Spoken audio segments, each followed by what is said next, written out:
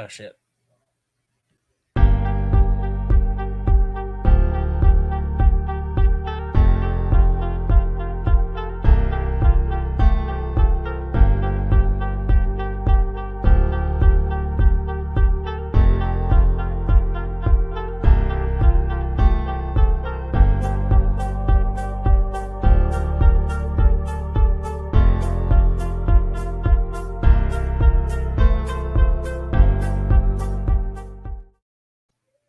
Alrighty.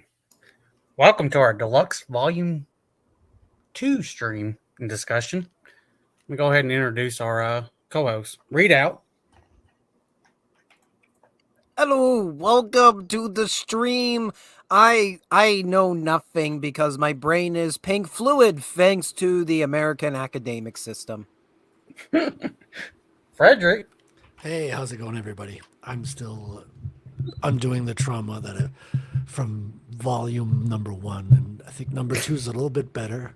It hits you right off the bat, but then you're in a better place. Traumatic. You're in a better place in volume 2 than you were in volume 1. No, this is not traumatic at all.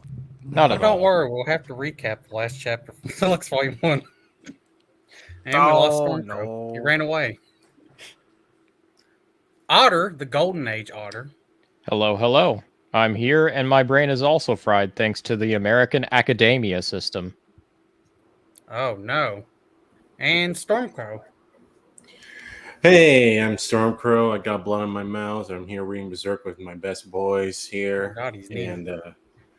and we're gonna see what great family-friendly fun we're gonna get into this volume. Ain't that right, guys? Yep. Hooray! Oh God, it's terrible. God, don't look at it. And it's Not Frederick's me, art. Frederick's art is awesome, by the way. It really Peter is. Griffith, the Fat Falcon. All right, we're going to start this off with non-spoiler thoughts before we get into actual spoilers and shit. Who wants to go first? Can I go first? Go ahead. Awesome. All right. So for those not in the know, in this volume, we officially begin.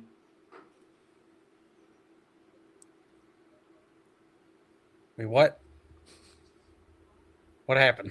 I think his signal cut out.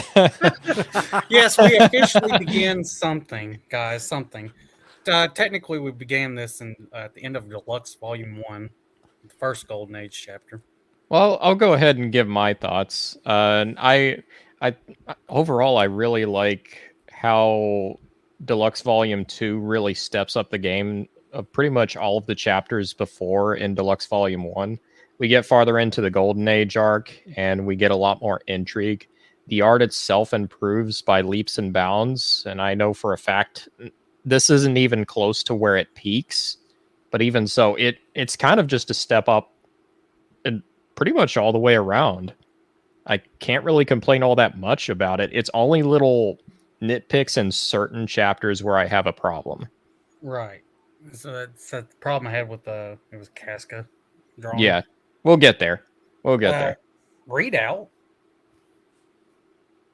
So, I prefer the insanity of OG Volume 3. Like, that was, I don't feel any of us ever taught the, like, what is happening department, but man, does the arts greatly improve when we get to OG Volume 5. I have to say OG Volume 5 because everybody else has these nice physical deluxe volumes, and I got to use the alternate avenues. I'm reading it the way it was meant to be read. Actually, no, it's not meant to be read with all this spam.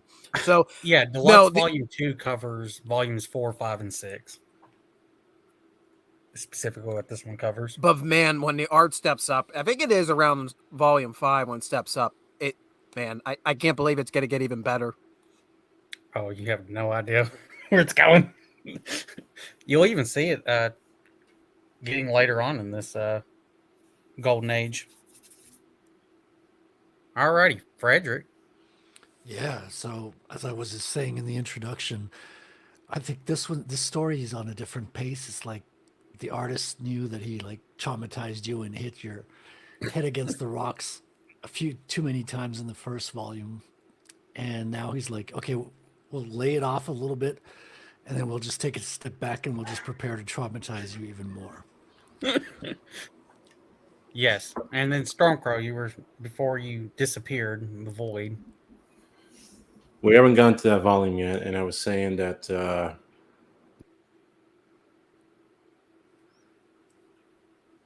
Alrighty, he was saying something. Oh no. Oh no.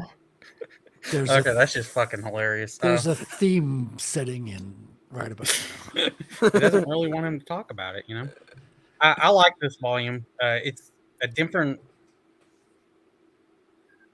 kind of genre. It's more about your big battles, war, a lot of Yeah. character stuff. It's almost like a historical fantasy when you break it down compared Right, to the Yeah. grim There's some dark. political That's the intrigue first three stuff going volumes. on. To me, it feels Games of Thronesy. Yeah, yeah. There's a lot of intrigue going on, and it's probably one of my favorite parts about this whole arc. It does intrigue very, very well. And you don't have much of your kind of horror demons, imposters, and shit. Primarily focused on humans on this. But the ones you do have are kick-ass. Right. When we get there. Spoilers. Alrighty. Well- Otter, do you want to recap the original first chapter, or the first Golden Age chapter from the end of Deluxe Volume 1? Yeah, so for those unaware, whenever we cap off with the end of the battle between Guts and the Count, I believe, Yes. we get a little flashback, or as we soon find out, a not so little flashback that begins with Guts's birth underneath a tree of hanging corpses. He has fallen out of his mother's womb, and even though at first he's believed to be dead, a woman runs up to him, cradling him in her arms, and it turns out he is alive after all. This woman belongs to a mercenary group led by a man named Gambino, a rather, let's say, intriguing individual who adopts Guts into the group at a fairly early age, eventually teaching him the way of the sword.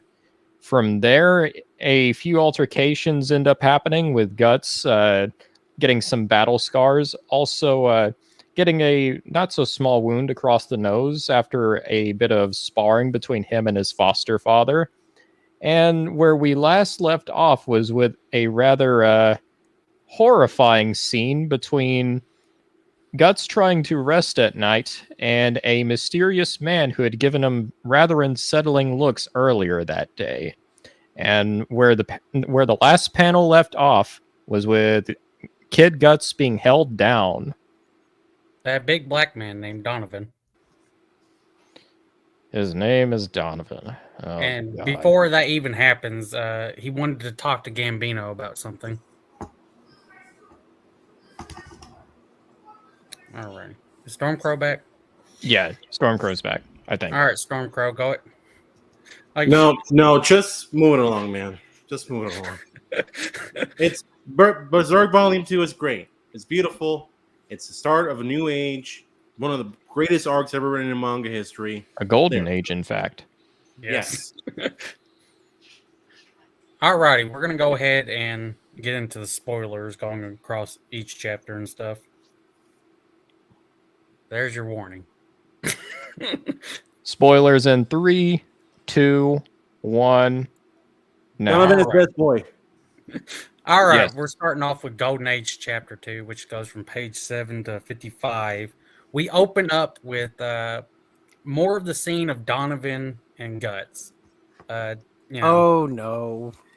Donovan, Guts is fighting back, you know, and Donovan gives him some information, some really fucking heartbreaking information, which was Gambino sold him out for 3 silver. Yeah. So how much is a human life worth? 3 silver pieces, apparently. Oh, it Yeah. costs you $3.50. To his own son, or really his fucking son, you know? Oh, it gets worse when Gambino the very next morning is low-key gaslighting about it, acting like nothing ever happened. Yeah, because it opens up, after that, it opens up with Donovan walking out smiling like a little fucking piece of shit he is. And Guts actually comes out with a sword and stuff and is looking at Gambino, and Gambino's acting like he's getting recovering from being drunk and all this. And Guts is like wanting to kill Gambino, and Gambino just asks, yeah, what happened? What's wrong? And that, really fucks with Guts, thinking Gambino didn't know what happened last night and that Donovan might be lying. And then we cut to 2 years later, opening with a battle in which, Donovan's chasing after two little knights, and then Guts is following with a crossbow. Guts shoots Donovan in the back. And then rushes over to Donovan with the fucking arrow through his back and his mouth. And he also shoots him in the mouth. And then tells Donovan, say it again. And once he goes to say it, Guts fucking kills him. While stabbing a sword through his fucking throat. One of the most satisfying moments in manga history, in my opinion. And this is actually a very important moment for Guts, because up to this point, he's killed. He's killed a lot of men since he was a boy, essentially, right? Yeah. But this is the first time we see him actually go out of his way to kill someone, to plot it out, and to kill an enemy. And as we can see here at the very bottom, Guts has his crossbow trained at Donovan and quite literally shoots him in the back. And here's the thing. Guts 100% believes that Donovan's full of shit, that Gambino did not sell him out. Did not do it. To the point where he stabs him in the fucking mouth when he tries to say Gambino's name again. Yep. And then it cuts back to the battle, and Gambino gets his leg fucking blown off by a cannon. And also, Guts really is... quickly, look at this face.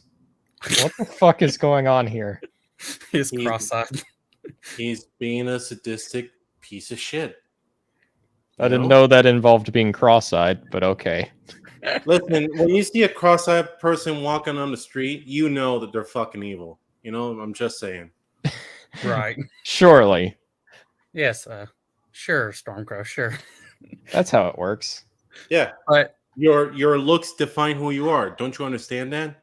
Gee, get educated. Yeah, before we get to that, Guts is he's with Gambino when Gambino got his leg blown off, getting like help and shit.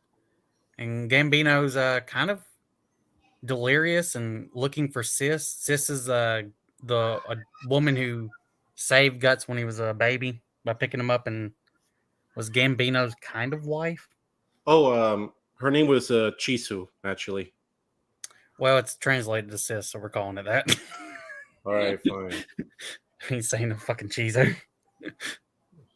But he's calling out for her name and the wait for him to get back because she died from the plague when Guts was 3, when he was out battling on a castle and shit. And then we cut to 2 years later, isn't it? Yeah. No, not 2 years later. I think it just cuts to a random time where Guts is fighting in a battle and he kills this fucking general. It's 2 years later, I think. No, I don't think it's 2 years later because the 2 years later was after the Donovan stuff, and then. Or no, yeah. No, you're right. Take that back.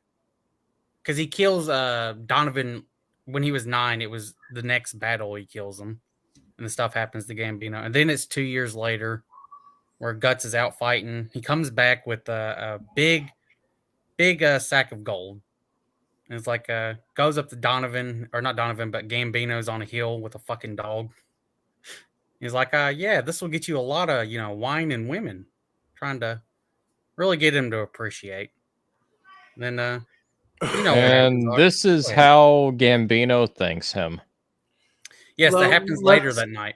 Before you get there, Gambino is telling Guts to go get the dog meat And Guts is like, what? And then he slaps Guts across the fucking face with his crutch. And then Guts leaves. And you cut to Guts in his like tent, and he's fucking like really pissed off, throwing the gold everywhere and just hitting everything in his room. And then Gambino's getting pissed off because two little mercenaries at the bottom were talking shit. And he leaves off really pissed. And then later that night, Gambino just shows up fucking with a sword trying to kill Guts. And then telling him all kinds of fucked up shit. Like he wished he died under the tree. He should have died 11 years ago under his dead mother's corpse. And that he killed Sis. It was his fault for why Sis died. And also revealing that, he sold him out to Donovan. And this fucking breaks Guts, doesn't it, Honor? Yeah, it's kind of one of the most fucked up and heartbreaking moments in the entire series. Yes. Literally, you have child Guts. He just stops and just, is asking why. The good news is Gambino is not long for this world. Yes. No. Speaking of which, Gambino gets very beautifully murked through the throat, which, for future story references, will parallel another character, but we will meet her later on. But in this beautiful panel we see right here, Donovan is sent to hell. That beautiful little vortex. You mean Gambino? Yeah, Gambino. He's sent to the vortex. That's where he's gonna go. Don't tell me otherwise. Probably because he has regret and stuff. But then we pick up with his soldier. The next chapter, if I remember correctly. Is it? Yeah, it is. Well, what happens after this actually is that Guts, after killing Donovan, a bunch of the other mercenaries. Not Donovan, Gambino. Sorry, Gambino. A bunch of the other mercenaries see what happens, and we're starting up on chapter 3, Golden Age chapter 3, which opens with that, with the Guts accidentally, they knocked over a lantern, and the lantern starts lighting on fire on Guts' tent. And the other mercenaries see it. They rush in. They immediately start asking what happened, and then the fucking dickhead tries to kill Guts, like immediately. Blaming him for killing Gambino. Guts escapes on a horse. Yes. Guts escapes on a horse and then is trying to get away. The other mercenaries are sitting there in the tent, calling him a demon child and telling him he's awful and he's cursed and all this stuff, and they should 100% chase after him and kill him. And they're also calling him an evil omen because just from his very birth, he is considered a bad omen because by all means he should have died. Right. And then he gets shot by an arrow and falls off a cliff. And you pick up with him. This is can't one of move the his most, body. This is a really beautiful chapter as well. I was about to say that this next panel that I'm about to share is kind of goddamn gorgeous. Mm-hmm. Yes, it's where he's looking he passes out, from blood loss, but he's looking up at the moon and the stars and shit. This is a super, what do you call it? Like moment panel. Like Guts isn't even the focus of it. He's like all tiny in the bottom right. And you got the grandeur of the sky that's like centerpiece. And then you got that's the moon, right? For me, every time I read through this part, it always gives me chills. And I know one of the reasons for this is it's there to show just how small Guts is. Frederick, if you don't mind me asking you, how hard would it take you to recreate this one panel? I mean, it's not so hard technically. They got a nice work with the sky, and maybe it's splatter. doesn't really look like splatter. Maybe it is. And what always gets me is the what do you call that? The grayed out stuff. Like we just don't have that stuff anymore to do it by hand. So that's missing kind of in our modern version of making comics. Right.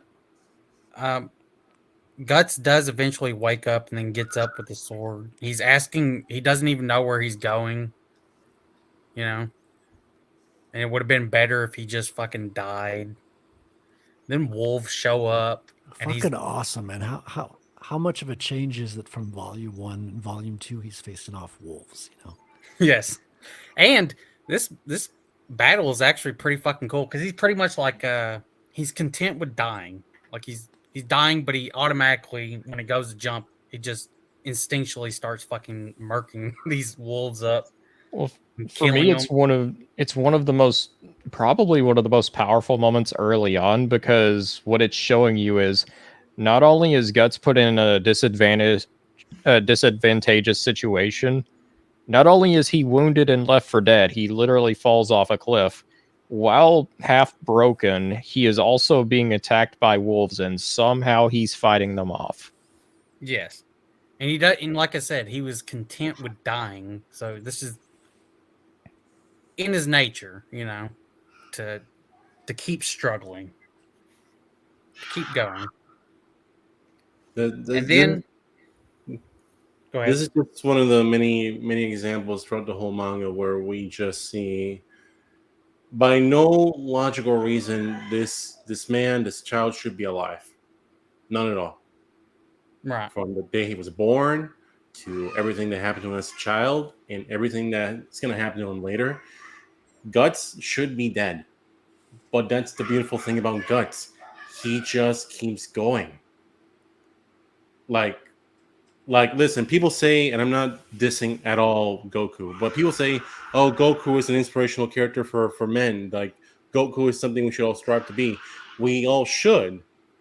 But I think Guts is a more powerful character, in my opinion, than Goku. Right. In terms of, like, inspiration for people in general. You know what I mean? If we're talking power levels, no, but I still get what you're saying though. It's willpower. Mm-hmm. It's pushing on even whenever literally everything else is against you. Exactly. Well, he gets a perfect name later on. We won't say it here, but he gets a fitting name. Oh, yeah. Fitting. Yeah. But after he kills these wolves, he passes out, and he passes out thinking of Gambino. Another group of Can I comment briefly? I just noticed that his ears are rather pointy in that top frame. I don't know if that's just... Like, Guts is an elf all of a sudden. Yeah. that'd be a twist. Guts the elf. Yeah, I've noticed it in other panels as well. Like he has sometimes the slightly pointed ears. Oh my god. Right. Guts is an elf. That's why he survives everything. Well, Of course. yeah, after he passes out and he's still thinking of Gambino this entire time, you know, even though all the stuff Gambino said to him and all this other stuff, he's still fucked up, you know, with it. Still wants to think of Gambino and all this other shit. He passes out and then we say he has bad luck. He's an ill omen, but another fucking group of mercenaries just end up finding him. Yeah. Across the street, and they're like, oh man, he's a good luck. Oh, we need to recruit him and all this other shit. 4 years later. Yes. 4 years later, we get this. I love these Yes. battles. You get a lot of them in here. They're great. Oh, just about all of these battle panels here, they're so densely detailed. I'm going to say this unironically, but it's so dense. Every little bit has so much in it. Right. The amount of detail in here is insane, but at the same time, you there's something I've noticed about the inking. It's all like cross hatching and very small, tiny little lines. Like you don't have the play with the line width like that you do in America. You know, it's all like tiny little scratches and the hatches, and you can hardly make out all the forms. Like there's no big bold weight around the characters. Everything has a sort of equal distribution. Right. I'll also say this: if you go back to Deluxe Volume 1 and you look at the castles from then, and you look at the castles now, like there, he's actually adding in the bricks and stuff, and all the lines on the bricks in detail. No, there's way more detail. He didn't draw the bricks in the first Yeah. chapters. And it only gets better from here. Well, when we cut to this, there's a lord. They've broken through the castle gates and stuff, and he's ordering his men to march through, and the men are just getting fucking decimated by somebody. Somebody's holding it up. Well, it's a dude called Bazuzu, Bazu, Bazuso. Bazuso, whatever the fuck his name is. This I was bitch- like, Pazuzu's one of the demons or something like that in the Exorcist series. well, this dude's pretty much a demon. He's like decapitating people left and right. Look at that. Look at the bottom dude. He's missing half of his head. Yep. It's Yeah, something we he's kind of Blaster from Thunderdome. it's something we kind of talked about last stream, but anytime a major knight comes into the fray in Berserk, they mean business. They will fuck you up. Yeah. So this I love when he introduces some comedy in this, because immediately the Lord shows up and he's like, what are y'all doing? Because like all the mercenaries are kind of shitting themselves because they know who this knight is and everything. I'm like, what are you doing? Charge him. And then the other mercenaries are like, yeah, we're not doing that. It's kind of stupid. Like, we're gonna die. And he's like, do it for honor, do it for all this other shit. And they're like, we're mercenaries. Like, we don't give a shit about honor. About looking like pussies. We don't care. And then Gut shows up, and he walks up. Lord's like, oh, you're gonna fight him and stuff and all this other stuff. And then Guts is like, yeah, how much? Asking him how much money he'll pay him to get rid of Bazuzo, or whatever the fuck his name is. He's getting right to the important questions. I admire this. Yes, gets immediately the Lord, and they haggle before it too. This is the funny. I love it. The Lord, I think, says 5 gold pieces. Guts says 10, and then they agree on 7 gold pieces, and then Bazuzu's like, hey man, yeah, you're gonna die, little kid. And then Guts is just he's really fucking fast and is immediately just throwing attacks on Bazuzo, whatever the fuck his name is. Bazuzu, let's just go with that. Yeah. Well, and then he manages during the fight. Guts managed to crack into his axe, and then when they go for another swing on each other, Guts is able to immediately break through his axe and destroy it, while his helmet just gets knocked off and he cuts right into Bazuzu. He's not quite at the level of cutting people in half yet, but he's not too far off either. Yeah, well, we don't have the Dragon Slayer anymore, so he can only cut mostly halfway through people. Only halfway through. Oh no, that's totally not going to cause any irreversible damage. No, it's not like it's going to mess up your digestive system at all. No. And Guts is really brutal. The knight falls down and he's immediately going, wait, and then Guts just fucking comes up on the thing, knocks him right in the middle of the head, poking himself shit. And we end the chapter off with that. Can we let's talk a minute here. That's a nice shot. We get a couple of years after everything that happened to Kid Guts, right? He immediately is back to work as a mercenary, cutting dudes up, fucking around the battlefield. But can we take a moment to appreciate the fact that Guts is smart too? I guess you could say that battle was a real eye popper. Oh god. I'll stop now. But Guts, by the way, Guts is at the age of 15 years old right now. Shit. My little dude growing up. Anyway, he's not like a hulking brute. He's smart because he knew if he took a swing from that thing, he was gonna die. So what he did was just chip away at it with his sword he could get to a point where it would break him, hit him again.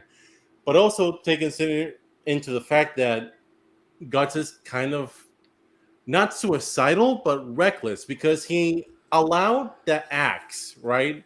Like, this is a 50-50 chance that if that axe hit him a little bit, it would have cut off his head. but instead it just knocked his helmet off and broke off the axe, which gave Guts the chance to finish him off right there. So immediately you understand that Guts, even though young, he's already has even more brain cells than all these guys in the panel right now. He's probably smarter than the nobility that hired him in the first place. Well, And- it's not fully that, because this is going a little bit farther ahead, because Griffith even calls him out on the axe smashing against his head whenever they're talking. Yes, But that'd be next chapter. right. But part of what it shows you here is that Guts is kind of another little twist on a very common anime trope, the trope of the anime hero never giving up, always doing the reckless thing. And for a lot of series, that's just, they have steel resolve. It doesn't matter how much they get hit. For Guts, it's more that he has nothing left to lose, and he's always known battle ever since he was a child. Yes. He's been surrounded by it his entire life, and he's had like the most asshole teacher called Gambino.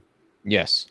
He has that shonen protagonist drive of never giving up, but the problem is that he lives in a world where doing retarded shit like that has consequences. So the power of friendship isn't going to save the world this time, guys. Just letting you know. Well, then we move on to Golden Age Chapter 4, in which it opens with looking over there. There's a overlooking it is the Band of the Hawk with Griffith, watching Guts killing whatever his Masuzu. fucking name. I can't say that name. Bazuso? Yeah, Bazuso or whatever. And then one of them asks Griffith, I think it's supposed to be Corcus, isn't it? I think that's what it's supposed Yeah, it's Corcus. Yeah, he's asking, which one of them is is he stronger or you? And then Griffith just says, yeah, the castle's done for. Let's get the fuck out of here because it's captured. Then we cut to Guts getting his payment from the Lord. The Lord wanting to hire Guts into his service and make him a squire. Guts really doesn't give a shit. Just wanting to go on to a different battle. The Lord grabs him. That's where we get the first "Don't touch me," which the Lord reacts like a little pussy. To be honest, he says, "E." Well, I mean, listen, you just saw this kid, right? Who you hired, haggle money, split the biggest dude on the battlefield, head open like a melon. You tell me you're not gonna, crap your pants a little bit. I don't think I'm gonna crap my pants over him. Just saying, don't touch me. Like, okay. Then we go after the Lord is like really pissed off and everything. Guts leaves. We then cut to the Band of the Hawk with Corcus, noticing Guts and is like, "Hey Griffith, we really can rob that dude. Can we go rob him?" Griffith's like, "Yeah, do as you will," which is a little bit of an important saying he has. Do as Later I on. will. That will be the law of the land. I wonder who else said that. Yeah, and Corcus is he's pretty fucking retarded, to be honest. He really is. But Corcus? But before he goes off to try to rob Guts, he just saw him kill a fucking grown ass knight. That's pretty prestigious. Casca tells him, "Hey, you're probably gonna die. Like you shouldn't do that. You're not competent enough to do this." Before Corcus decides to fucking do it, and it goes about as well as you expect. Guts immediately cuts off one dude's arm, kills another one, and all this other shit. And then when it's not going far, then it cuts back to Griffith telling Casca, go help Corcus and take care of it.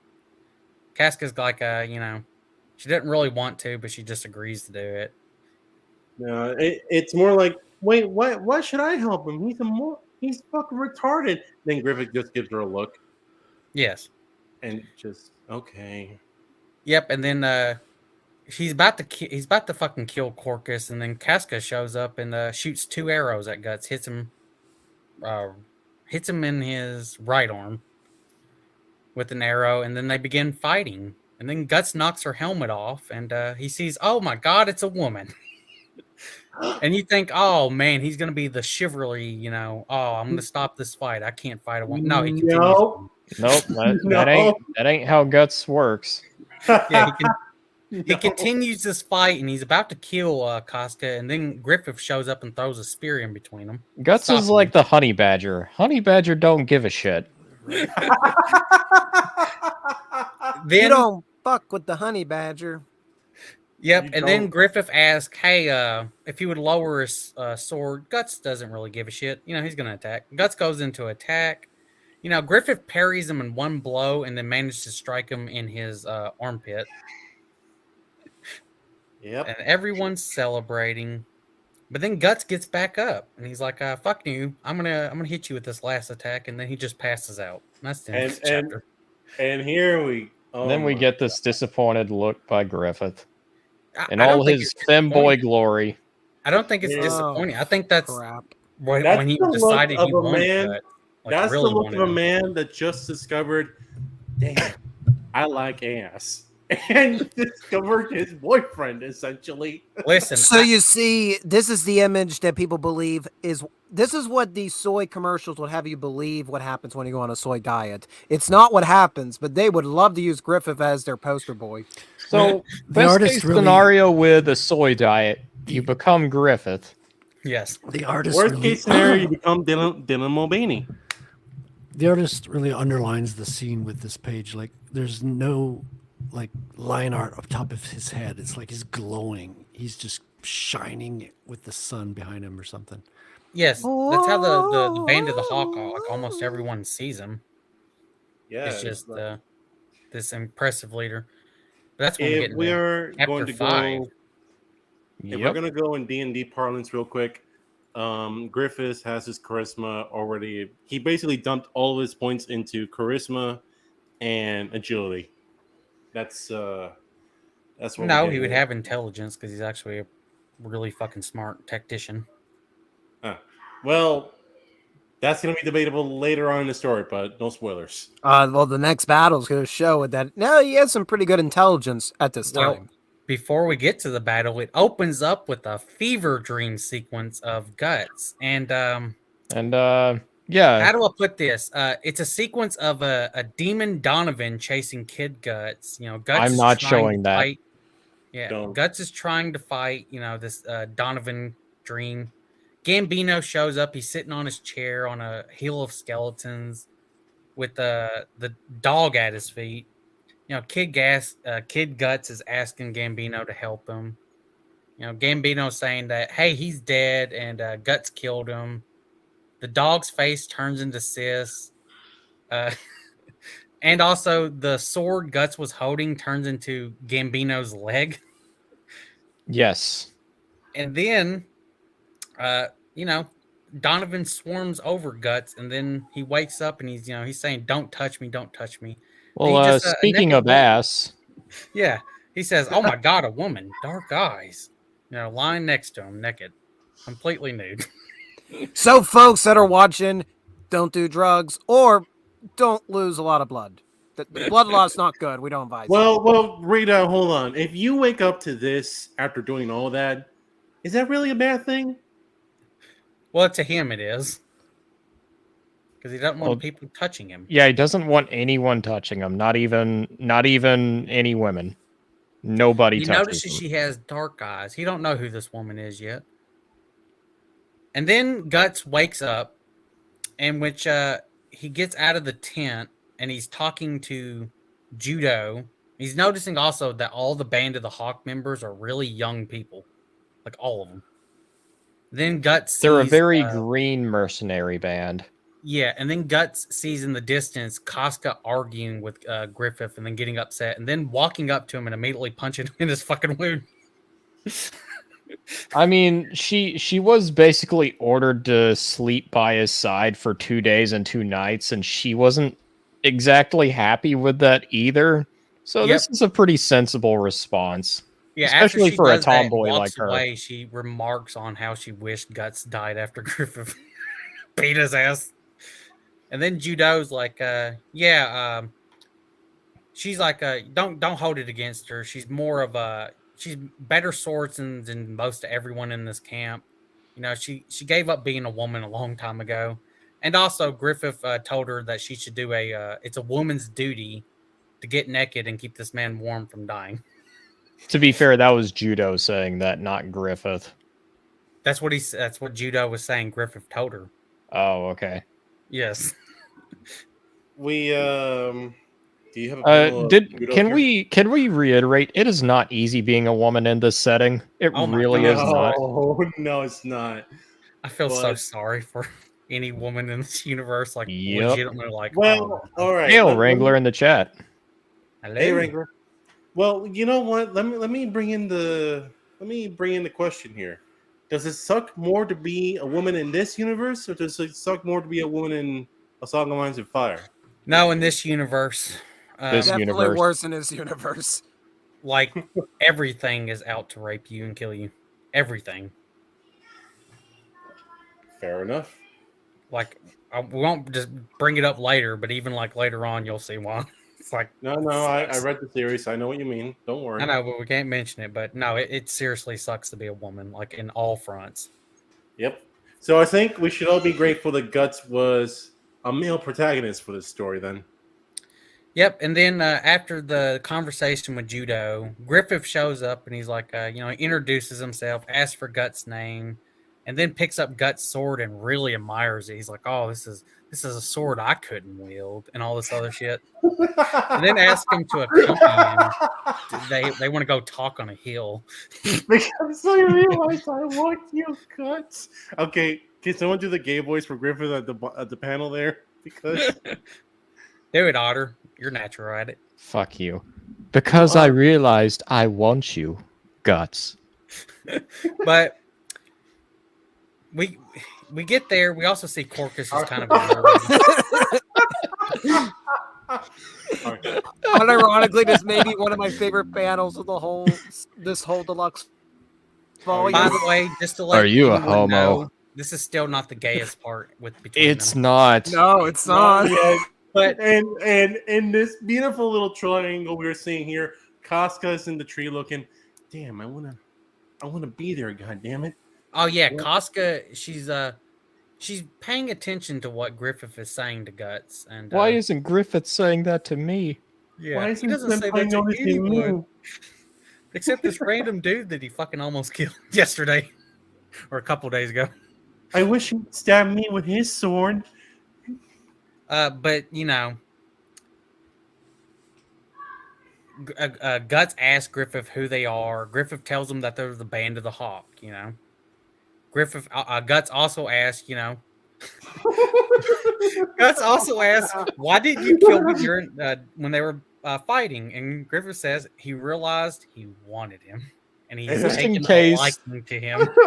Just And in he case repeats this guy again, wasn't I want femboy you, enough Guts. already. And then Guts and Griffith engaged in a sword measuring contest on the top of that hill for Casca and everybody in the Band of the Hawk to see. Hey, you, Oh, well, let's before that- compare. Before All that, right. Griffith was basically telling Guts that about how he's fighting Bazooka, what Stormcrow was saying earlier, where Guts is just kind of just fighting to fight. He doesn't really give a shit. He'll put everything in, even if it's clearly can almost get him killed, all this other stuff. And then Guts says, "Hey, I'm not going to ask you to forget that I killed 2 of your dudes that when y'all tried to rob me. And also, I'm not going to forget that y'all tried to rob me. So we're going to settle this with our swords." Wink, wink. And they're going to make a deal. Guts is going to, if Guts wins, he gets to put a matching hole into Griffith. If Griffith wins, well, he can make Guts his fag boy or soldier or whatever. It's literally the line. In the movie, he literally says, "If you beat me, I'll even let you have my ass." He said that in the movie. Oh, and then they fight again. And the Band of the Hawk takes notice of this. They try to run up, and then Casca's like, oh no, Griffith also tells Casca to not interfere. No one. And she Corcus says that's stupid. And she pulls a sword on his ass and tells him, "Hey, this is Griffith's order, dumbass." Look at poor Costco in the bottom right panel there. He's like, oh no. Yeah, the only criticism I have with the earlier, she's supposed to be brown. He kind of like forgets to color her in. He'll remember sometimes. Once we get to the next volume, it's consistent. Yeah. It's one of the few gripes with the art in this deluxe volume. Yeah. Griffith also, stops and like tells Guts, hey, if you want, you can we can postpone this match because you're injured before. And Guts says, yeah, that's stupid, and then continues to fight. Yeah, Guts uses it's supposed to be sand, but he slings dirt in Griffith's face and then goes to attack him, and then Griffith just fucking flies on, jumps up and lands on his sword. He's got Guts beat, and then Guts. I'm gonna repeat. I'm gonna tell you what this line is. Guts says, Griffith is talking and telling him, he should just surrender. He can't do anything. Then Guts says, he'll show him what a man should do with his mouth in a battle, and then bites Griffith's sword. Just like that. Yeah, that's what a man should do with his mouth in battle, guys. He should put a sword in it. Wink, wink. No innuendo there whatsoever. Wink, wink, nudge, No nudge. undertone. Look at Griffith, man. He's like, oh my god. He's like, I've never had my sword in another man's mouth. Jesus, it's the other way around. With Griffith, you just hear the sound of unzipping pants. And then the next chapter starts with the two of them having passionate fish love. Now, by the way, this is still not the gayest part yet. What do you say, man? It's still not the gayest part yet between. We'll get there. No. All right, now we're moving on to Golden Age Chapter 6, which opens up with Guts holding on to Griffith's sword and then pushing up, knocking Griffith to the ground. And then Guts immediately starts beating the living shit out of Griffith's face. And then there was one panel. Now, correct me, I was confused by. Was Griffith grabbing a rock, or was Guts grabbing a rock to put behind his fist? I want to think it was Guts doing it. Yeah, because Guts wanted to kill Griffith. Frederick, did you notice that? It was the one panel where I was kind of confused who the fuck was picking up the rock in their hand and holding it. Because you don't see Guts drop the rock, and you don't see Griffith using the rock. Because Guts goes in to punch him, and Griffith grabs a hold of his arm and then has him pinned. And then tells him, hey, either give up or I'm going to pop your fucking shoulder out of your socket. It's got to be Guts. I mean, it's... Yeah, but it wasn't clear in the art. That's another little... It wouldn't make sense for Griffith to do it. It wouldn't, but it still was unclear of who was grabbing the rock. Because all you were seeing was a hand. And, I don't... And, well, this is what happens next. Griffith pulls out his manhood.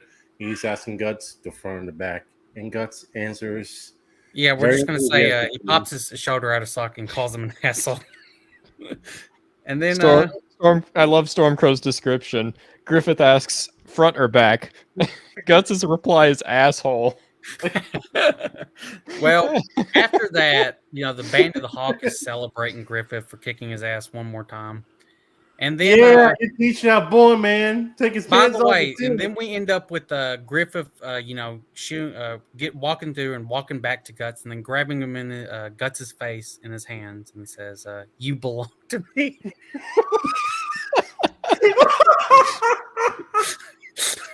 And then saying, "Is this feeling gay yet?" Just asking. Does this feel gay at all? Like at all? Are there any undertones here whatsoever?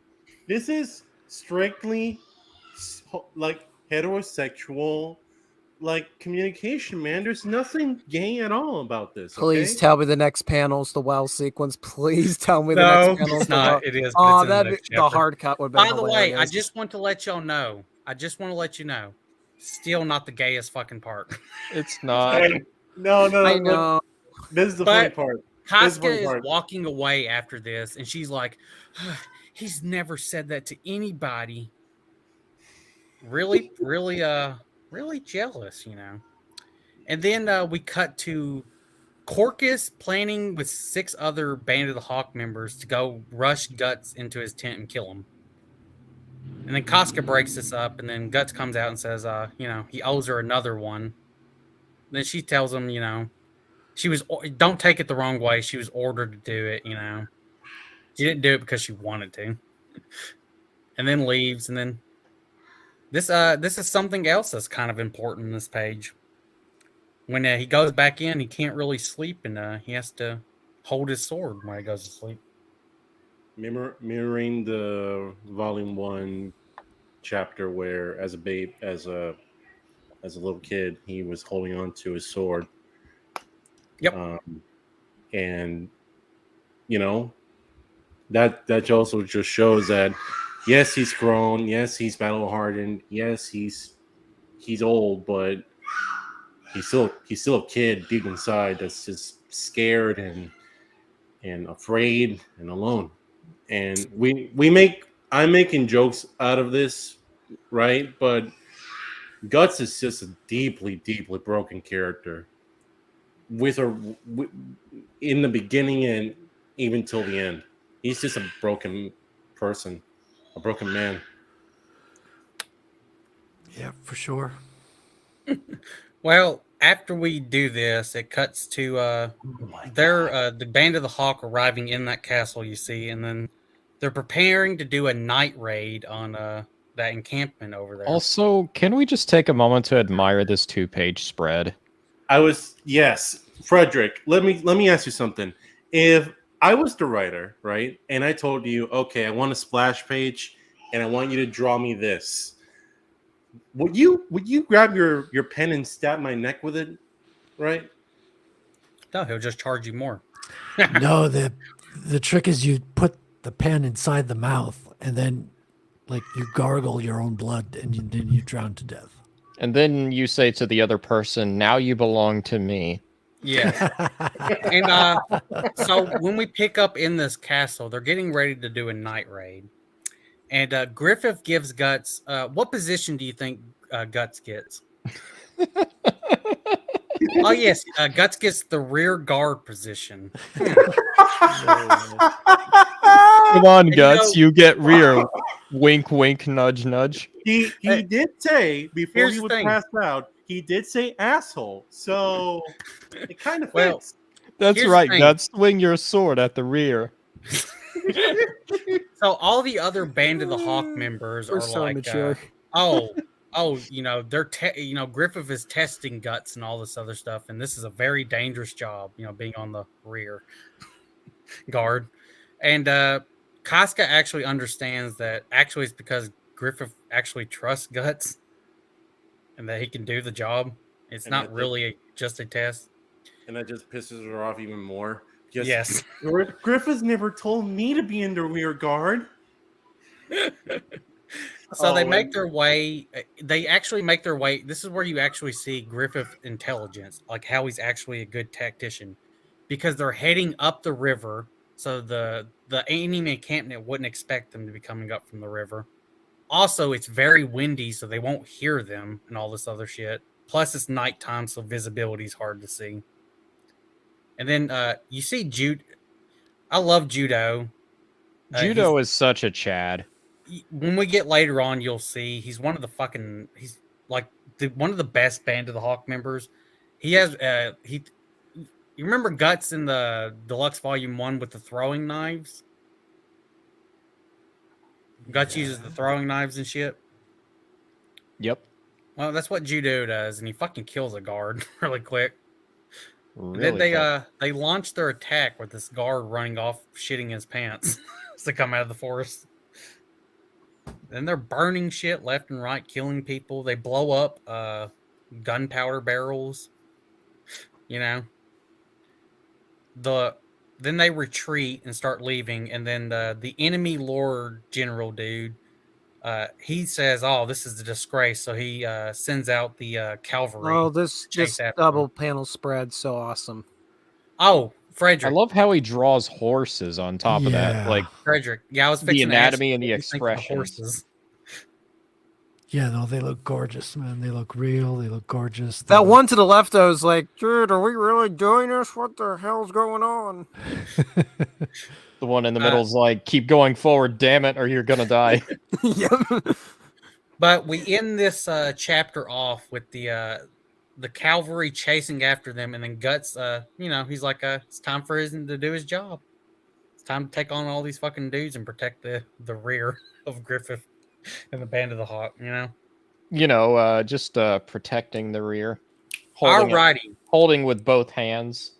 So this was deluxe, or not deluxe volume, but this was volume 4. Stormcrow, what were your thoughts on this volume overall? I'm back. What do you say? What are your thoughts on volume 4? Well, I'm just waiting for the internet to get back. I'm sorry. Listen, this is just for the Golden Age arc in general, but it's great. Like it's Berserk. Yeah, but specifically volume 4. Did you enjoy it? What did you like about it? What was your favorite moment in volume 4? I don't want to give it away, but it has to do with a giant naked man inside a castle, and Guts and Griffith have to take him on, both the front and the rear. If you know what I mean. Well, we're talking about volume 4, not volume 5. That's in volume 5. Yes, we're talking about the chapters we've covered up until this point. Oh. Okay, I don't want to put my foot in my mouth. It's great. It's great. I probably jumped around, but it's great. So that's it. That's my thoughts. All right. Readout. Of course, I enjoyed volume 4. I think my favorite part was the second battle between Griffith and Guts, memes and all. Oh, yeah. Mine too, actually. Frederick. Yeah, I think this is one of the most. It's one of the chapters that has the biggest impact in his life, even though it's a little bit more subtle, because he loses this battle to Guts, and this is the first time I've seen him not to Guts, but to Griffith, and this is the first time we see him abdicate in a battle, really, right? Like he's lost something, and now he's following them. Right, Griffith, basically. he's probably one of the first times he's really lost a battle. Yeah. Twice. Yep. To one dude.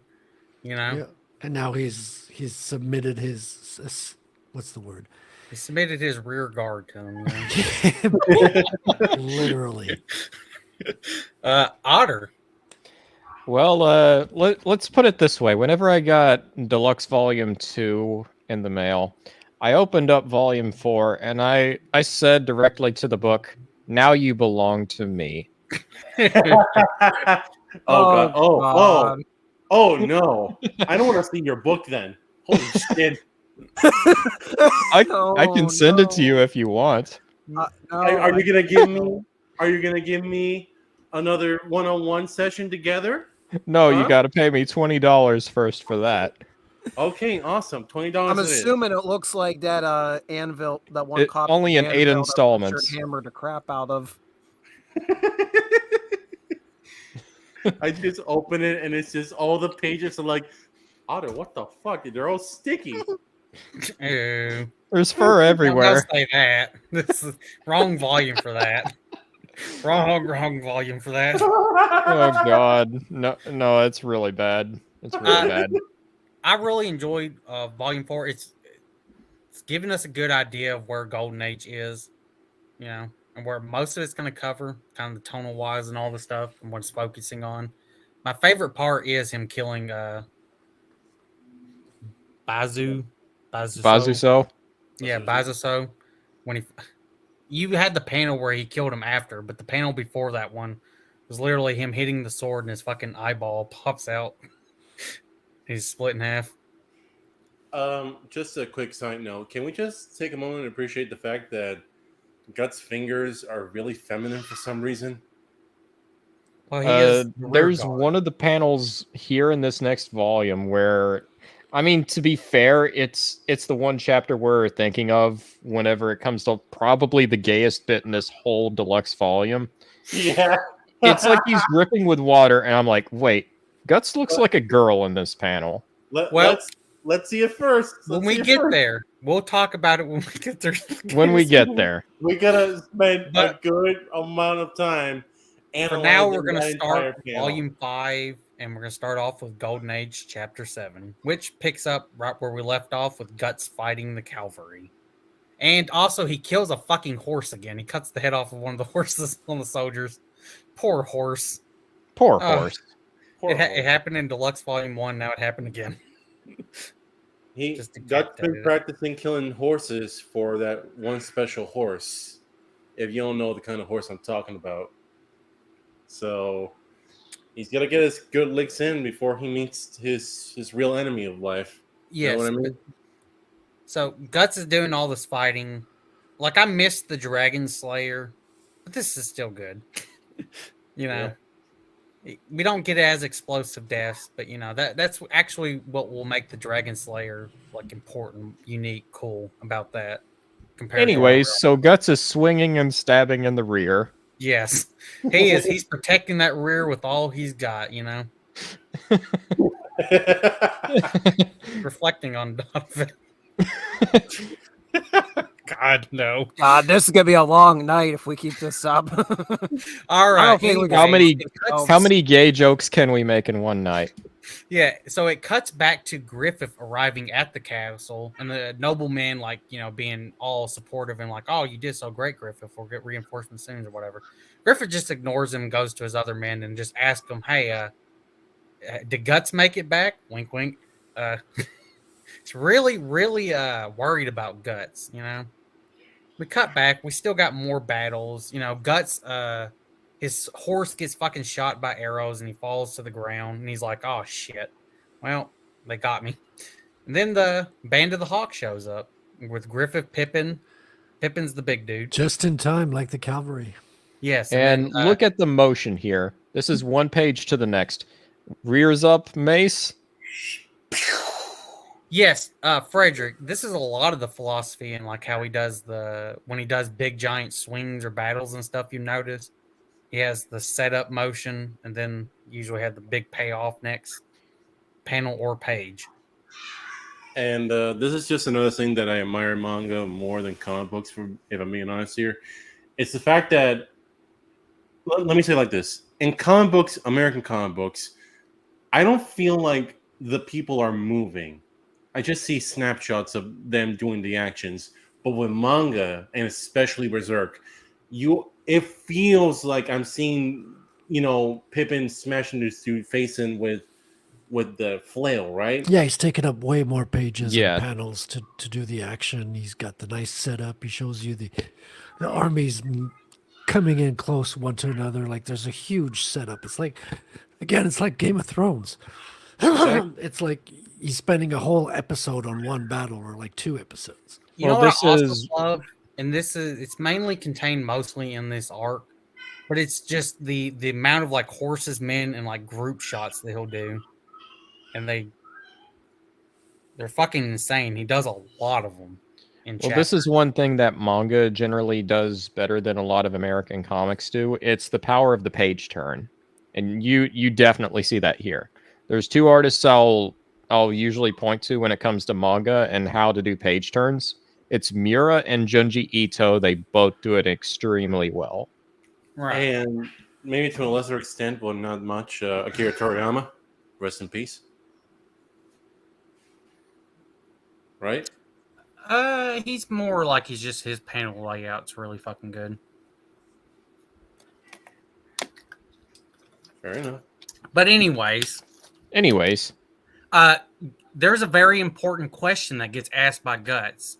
Guts asks Griffith when they're writing is, why did you come back to save me? And then Griffith does not answer him. He tells him to shut his mouth or he'll bite his tongue off because they're writing. And then they get to the light and then scatter, and then the cavalry just gets pulverized by cannon fire. We get this incredible 2-page spread. Yes, this is beautiful. Oh my, Frederick, when you see pages like this, do you kind of like shit a brick or realizing how much ink he's using to do this? Well, the thing that stands out the most is that remember how I said like all his other artwork is just tiny little scratches, tiny little lines, and then you get to Yeah. a page like this, which is like he brought out the big brush and he's just like stamping it on the page and it's huge blacks and it's almost no tiny little lines in this one. It's just big blotches all over the place.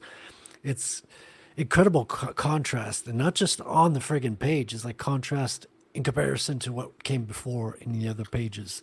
So Right. this is definitely like an impact moment. You can say he brought out the big guns. Ha. And I would say Hey. I would say this is one of the most impressive double page spreads. But when we get later on chapters, you see why I like the other It ones gets more. even better. But this one I do like. Oh god, it looks so good. But the cavalry's getting shredded. They quickly retreat. And then we cut back to the band of the Hawk in the castle, and they're getting ready to do a party. And you got two nobles talking about Griffith and the band of the Hawks, and like they're let's fucking partying and shit. Like they let's- only won like a raid. pause for a minute here and just the bottom left panel right there. That's been one of the most iconic pieces of Guts art ever. And While they're partying, is Guts is up there by himself being an edgy loner boy, and then Judo, Pippin, and Rickert show up, mm-hmm. and basically, Rickert's like, "Hey, the party's for you," and all this other shit, and Guts is like, "Ah, yeah, you don't want to go," and then Pippin just picks up Guts. I love Pippin, by the way. He's Uh, like, he's just the one guy who barely says a word until it really matters. He's like, oh yeah, you're coming along. Mira said that he believes himself the base most of Pippin off of him, and like Pippin and stuff, and his personality and everything. Really? Yep, when he was talking about who he kind of based off of the Band of the Hawk members off of his friend group, he always viewed himself as Pippin. But anyways, Guts, he doesn't like people touching him, so he understandably hits, screams, "Don't touch me," and then hits Pippin in the fucking face. And Pippin's he's a badass, that shit don't phase him, so he just wipes the blood away. Well, Pippin's literally just a walking brick wall. Yes, and then he sets Guts down like a toddler. And then Guts, he gets really angry and pissed and is about to go to attack him. And then Pippin just shoves a drink in his face and says, "Drink."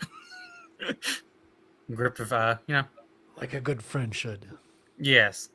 I And really then, hope nothing horrible happens to him and any of these guys. They seem solid. I hope they all lead happy lives and nothing bad ever happens to any of them, It's going to be a real before that- happy, peaceful ending, Yeah, Yeah. after he gets the cup and everything, the other Band of the Hawk members are actually like praising him and celebrating him and saying he'd done like a badass job and everything. And then Griffith raises his cup to Guts and everything. Guts drinks. Casca's watching from above, totally not seething, totally not unhappy. And then that ends our chapter. Then we start what is it? Golden Age chapter 8. I think this is the last Golden Age chapter, in which we open up with this shot as well. In the Another morning. great shot. That is awesome. I love these. Is he using charcoal here, Frederick? Is that how he's filling this in? No, I think these are painted pages yeah, that they're- have been Oh, grayscaled. okay, I see. Yeah. Yeah, so even a lot, even like, still, it looks beautiful. I love how a lot of these chapters start off with them being painted. It could be pencil colors. They just I mean, leap off the page. It looks like he has like pencil marks, like hashing in the colors in the scales. he may have switched over. I don't know how the original colors were done. I do feel like he probably colored it differently because it doesn't feel as washed out like a dark like it was with the other colored ones Yeah. turned grayscale. It looks really good. But then again, it could also have been like just a really bright shot because it is the sun coming over and everything. But then we cut to, Judo actually showing up and then talking with Guts. And then, Him fantasizing about Griffith. yeah, and then it's a big ass conversation, but it basically boils down to Guts asked, Judo, why do they, what's so special about the Band of the Hawk and who Griffith is? And then how do I put it, Otter? You know more of this. Yeah, so it's Judo kind of explaining how everyone's kind of taken up by Griffith's charisma. And even Guts is kind of confused by this, to which he explains, at one moment you think you understand Griffith, but right when that happens, he swaps up. Like, he'll go from serious to almost childlike. He'll go from laughing to like vengeful, just like that. It's like you can't really put a nail down on him. So specifically, Judo's telling him that Griffith is why their mercenary group is different from others and all this other stuff. Then Guts asks Griffith, "Hey, what kind of guy is Griffith?" And Judo's like, "Yeah, I don't know." And Guts is like, "But you fucking follow him?" And then that's when Judo actually gives his explanation of like, kind of the air around Griffith and how he is. That he gets like a strange look of wisdom, but he seems like a kid as well in his look. He gets a spine-chilling look, but he can smile as innocent as a baby. Even Guts like remembering Griffith smiling to him during their battle. What's going on with that face though in that upper left? I don't know. Something just ain't adding up for me with that face. Miura is still getting. He's still going a long way, man. But I'll say this: I know you're in the rear guard, Guts. Yeah. Guts. What was it? Judo says after he does the whole, you don't know he can smile like an innocent baby. Is he a child or adult or a good guy or a villain? He doesn't know what Griffith is. What he explains. I'm not showing that page. Not yet. Not quite yet. But he tells we know. He tells Guts that Griffith, he's different, but that he has some kind of conviction. Then Guts is thinking, what conviction? And then he asks, in what? And then, Judo, you can see on this page, he says, in everything. And then a Band of the Hawk member shows up to say, hey, Guts, Griffith wants to see you. And, this is what he sees when he shows up. Yeah, he's handed a bucket for some reason. It's really weird. Well, show it. So, specifically, No. Guts shows up. And Griffith is butt naked. And then asks Guts if he wants to join him. Because, it really helps to sober you up throwing water on your face naked. Come on, Guts. I'll even let you take the rear guard. Hey, by the way, still not the gayest moment between them. But it may be the most famous. Look at this. Guts, of course, respectfully declines, and then Griffith decides to throw water at him, and then they start to playfully throw water on each other until they're worn out. In which, go back to the one page. Guts looks like a woman in that bottom right-hand panel, dude. Oh, just wait. There's another one. No, back up. Right here. Does he not look like a woman? Yeah, Guts. Yeah. Once again, they're totally not gay. Wink, wink, nudge, nudge. Not gay. Totally not gay. No homosexual. They're just good friends, Otter, can you back up? It's totally coincidence that they like playing together naked. Yes. Otter, hold on, please. Go back to the page with Judo. A lot of energy this early. And he's just sitting there like, yeah, this is a good show. Man. I won't say anything because it'll be spoilers for some of y'all, but this will come up later. It will. not gonna tell you how, but it will come up later, and in a way you wouldn't think. Read out. It's really funny, actually. Read out. As the resident Evangelion fan, does this remind you of another character in your show? Another white-haired homoerotic character? Read out. Nope, not at all. We're not talking about Evangelion. Nope. You can go subscribe to the Heterochromia podcast to learn about whatever the crow is referring to. So, after their water battle, Guts notices a strange necklace on Griffith's neck.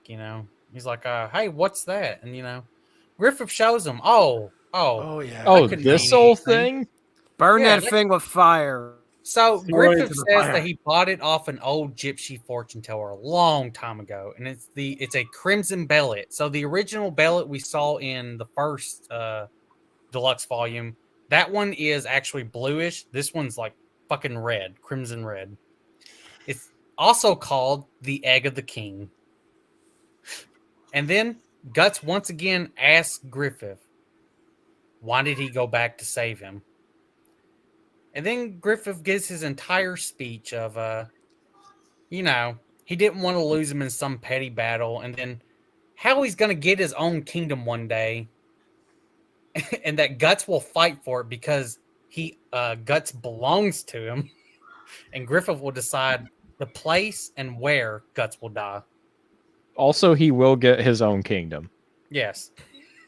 All right. The most important part is my own kingdom, and you still belong to me, buddy boy. Doesn't he also say, like, do I need a reason to save you? No. That's later That's on. a later That's chapter. Okay. Sorry, Guys, spoilers. can we just take a moment to appreciate the fact that Miura was so conservative they didn't draw the dick? Hey, That by the way, changes just to let later anyone on. know, he has like mannequin on the dudes. Later on, every dick is drawn us. No bullshit. Also, Frederick, where is Guts looking with his? No, go back. Go back. Now, where is Guts' eye line to Griffith? Well, to That's know just that- thinking, if I wow, pull out this man has roller no by dick. My desk and Clearly, I can he's measure, looking at I think nothing. we got about approximately 23, 24 degree angle there. Going right to a certain lower portion of Griffith's body. You know what I'm just Listen, To quote His- Bill his- Murray his from eye line is Ghostbusters, directly towards it's true. Griffith's non-existent This man dick. has no dick. Maybe that's why Griffith. Never mind. yeah. Anyways, we cut to Guts, kind of mocking, like he's like that's a stupid fucking dream, like, and then he's like, maybe he can actually do it. Who knows? And then he thinks of Gambino, and then before he can finish any of his thoughts, Rickard shows up and he gets knocked into the water, and Rickard lets him know. I love this fucking page. Yeah, Rickard knocks Guts into the water by scaring him. And then Rickard lets Guts know that he's now a leader of 10 men. He has 10 men under his command. And then Rickard pulls him up, and then Pippin shows up to knock him in the water. And then Casca's watching from above again. This bitch is she's really nosy. She's paying attention to everything. She's very interested in Guts all of a sudden. Yep, we cut to this battlefield, and then it ends with Guts charging in on his little horsey horse. Frederick, once again, I will ask, how long would it take you to draw this double page splash of Which- Battlefield and this? Just Which a horse. horse? No, the previous one. Oh, that's like a few days, maybe a week. All right. Well, you're working in a Japanese deadline, so you better make it a day. Yeah, Otherwise, no, they're- I'm not Japanese, as you can tell. This was whenever Miura was getting a chapter out every 2 weeks. Yes. Correct me if I'm wrong, Otter, but it wasn't until I think Conviction is when it started having a little bit more hiatus and a longer gap between. Yeah, and it slowly kind of gets more and more stretched out from then on. But this is the end of our Golden Age chapters, and we move into the next one, which is A Wind of Swords. And just that horse would take less time because there's no background. It's just one figure. It's all hand drawn, so that would probably take less time. It would definitely take less time. We open the next chapter up with the 1997 opener. In this world, is the destiny of mankind controlled by some transcendental entity or law? Is it like the hand of God hovering above?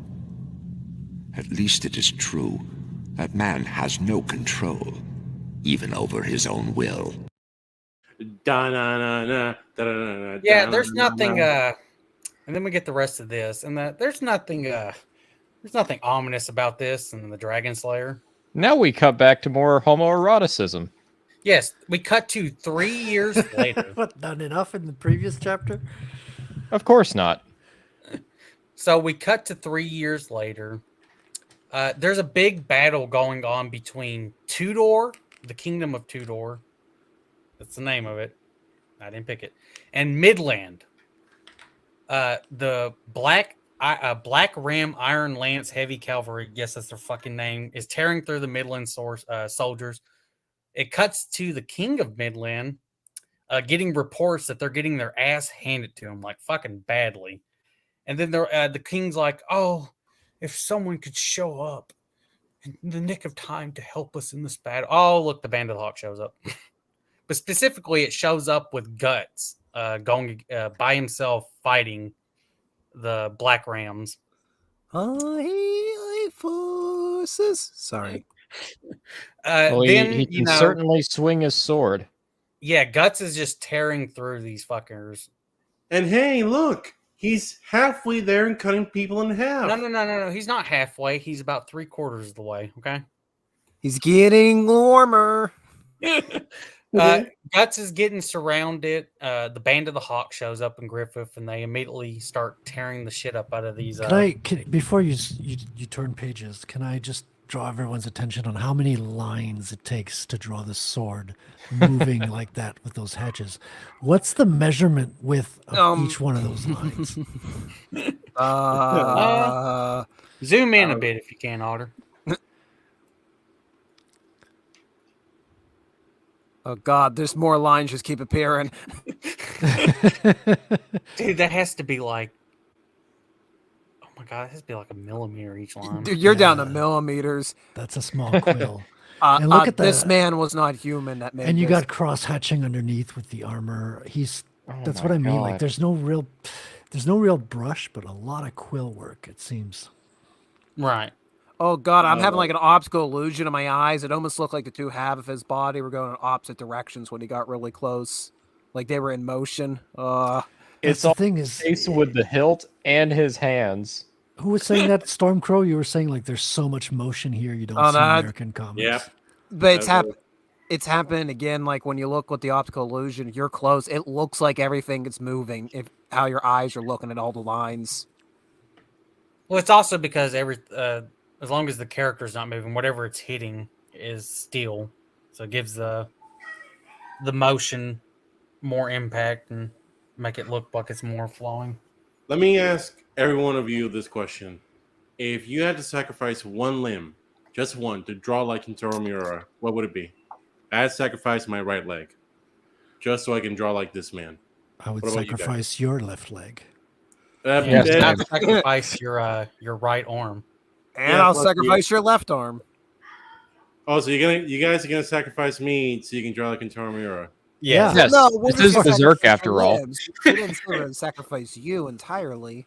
Well, you guys gotta love me first, but you all hate me, so it doesn't count. So tough luck. How much does love really count for in this setting? Come on. Hold on. Not a lot, actually. Wait, But we how can do you? talk about it now. I want to address the fact that Stormcrow says that I hate him. Hey, Stormcrow, have you ever used 3D assets to create a comic book? Oh no. Okay, well, I don't hate you. You're good.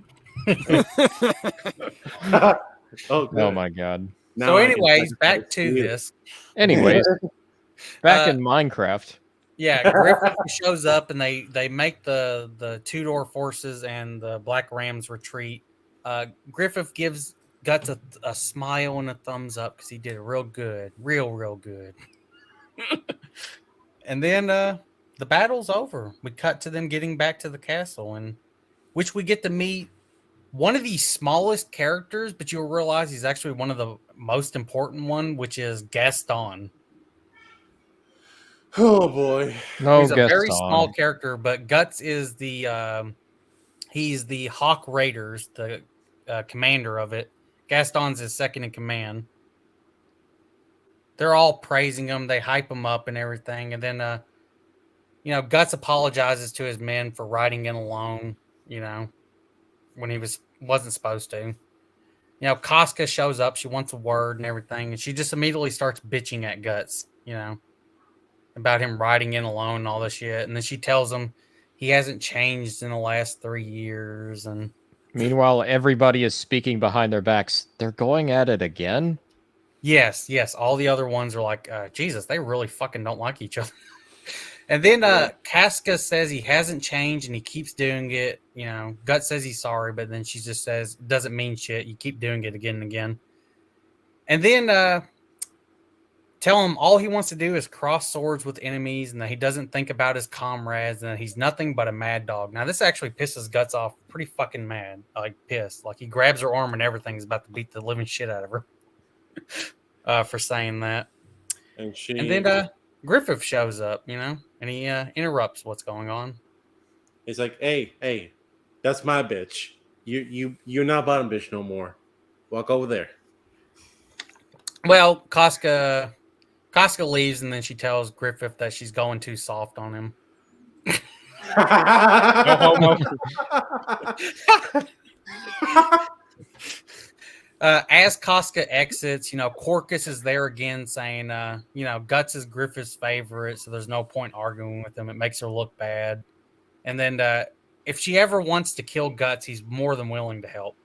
And then we get like a little comedy bit of she tripping him while they're walking down the stairs so it can fall on his face. Seriously, fuck Corcus. Yes, fuck Corcus. You know what he reminds me of? Matahachi from Vagabond. No. He kind of makes me think of like a Sasuke type character, only if he was a lot more murderous. But, I mean, look, in defense of Corcus, but not much, you basically know for a fact that you're not important in the grand scheme of things, right? You're walking in presence of a demigod with Griffith. You see this walking Chad and Guts, and a woman in this world is making you look like an idiot. You're gonna put on airs to try to look tough no matter what you do, and that's just human nature to like overcompensate when you know you're not really in the gold standard, But we cut back to Griffith and Guts talking, in which Griffith is reminiscing about their fight 3 years ago, in which he got to tell the man he loved. Sorry, I mean, his totally legitimate soldier that he respects. The man he wanted. The man who is his best soldier. Yes. Takes up the rear guard for some not so strange reason. But then, he says that's how fights should be. You should 100% put your mouth on another man's sword. Stuff like that. And then he tells Guts, let's come, and the wine is all about Guts tonight. But Guts, he apologizes for going off alone. And then Griffith says, him not following the plan is part of his plan as well. And wink, wink, nudge, nudge. And then we cut to Griffith being knighted by the king. Yep. And he's being raised to the status of knight and viscount. And then we have Corcus, being like, we're no longer just part of the Merc band. We're now part of the Midland Army. And we have like an interaction with Casca and Corcus. Can we just go back to when he says his not following orders is part of the plan? What do you guys think when he says that? Is he like just claiming that to seem smarter, or is he really calculating everyone's personality in this whole scheme? I do think he is calculating Guts' personality, because he specifically picked out Guts because Guts is different to everyone else. Guts is a lot more impulsive, but he's also a lot he's impulsive and reckless, but he's also extremely talented at what he does. Griffith is absolutely the kind of guy that can basically figure you out at a glance and use you to whatever capacity you are to his benefit. But when you see someone like Guts and you are having this ambition to become king, you're like, all right, you know the guy I need to make my dreams come true? That guy. And You'll see later on that it's even more than just Guts being a tool. oh yeah. It's a lot of complicated feelings with Guts with Griffith here. Let's just say it like that. Yeah. And then Oh yes, Guts is my tool, but it goes deeper than that.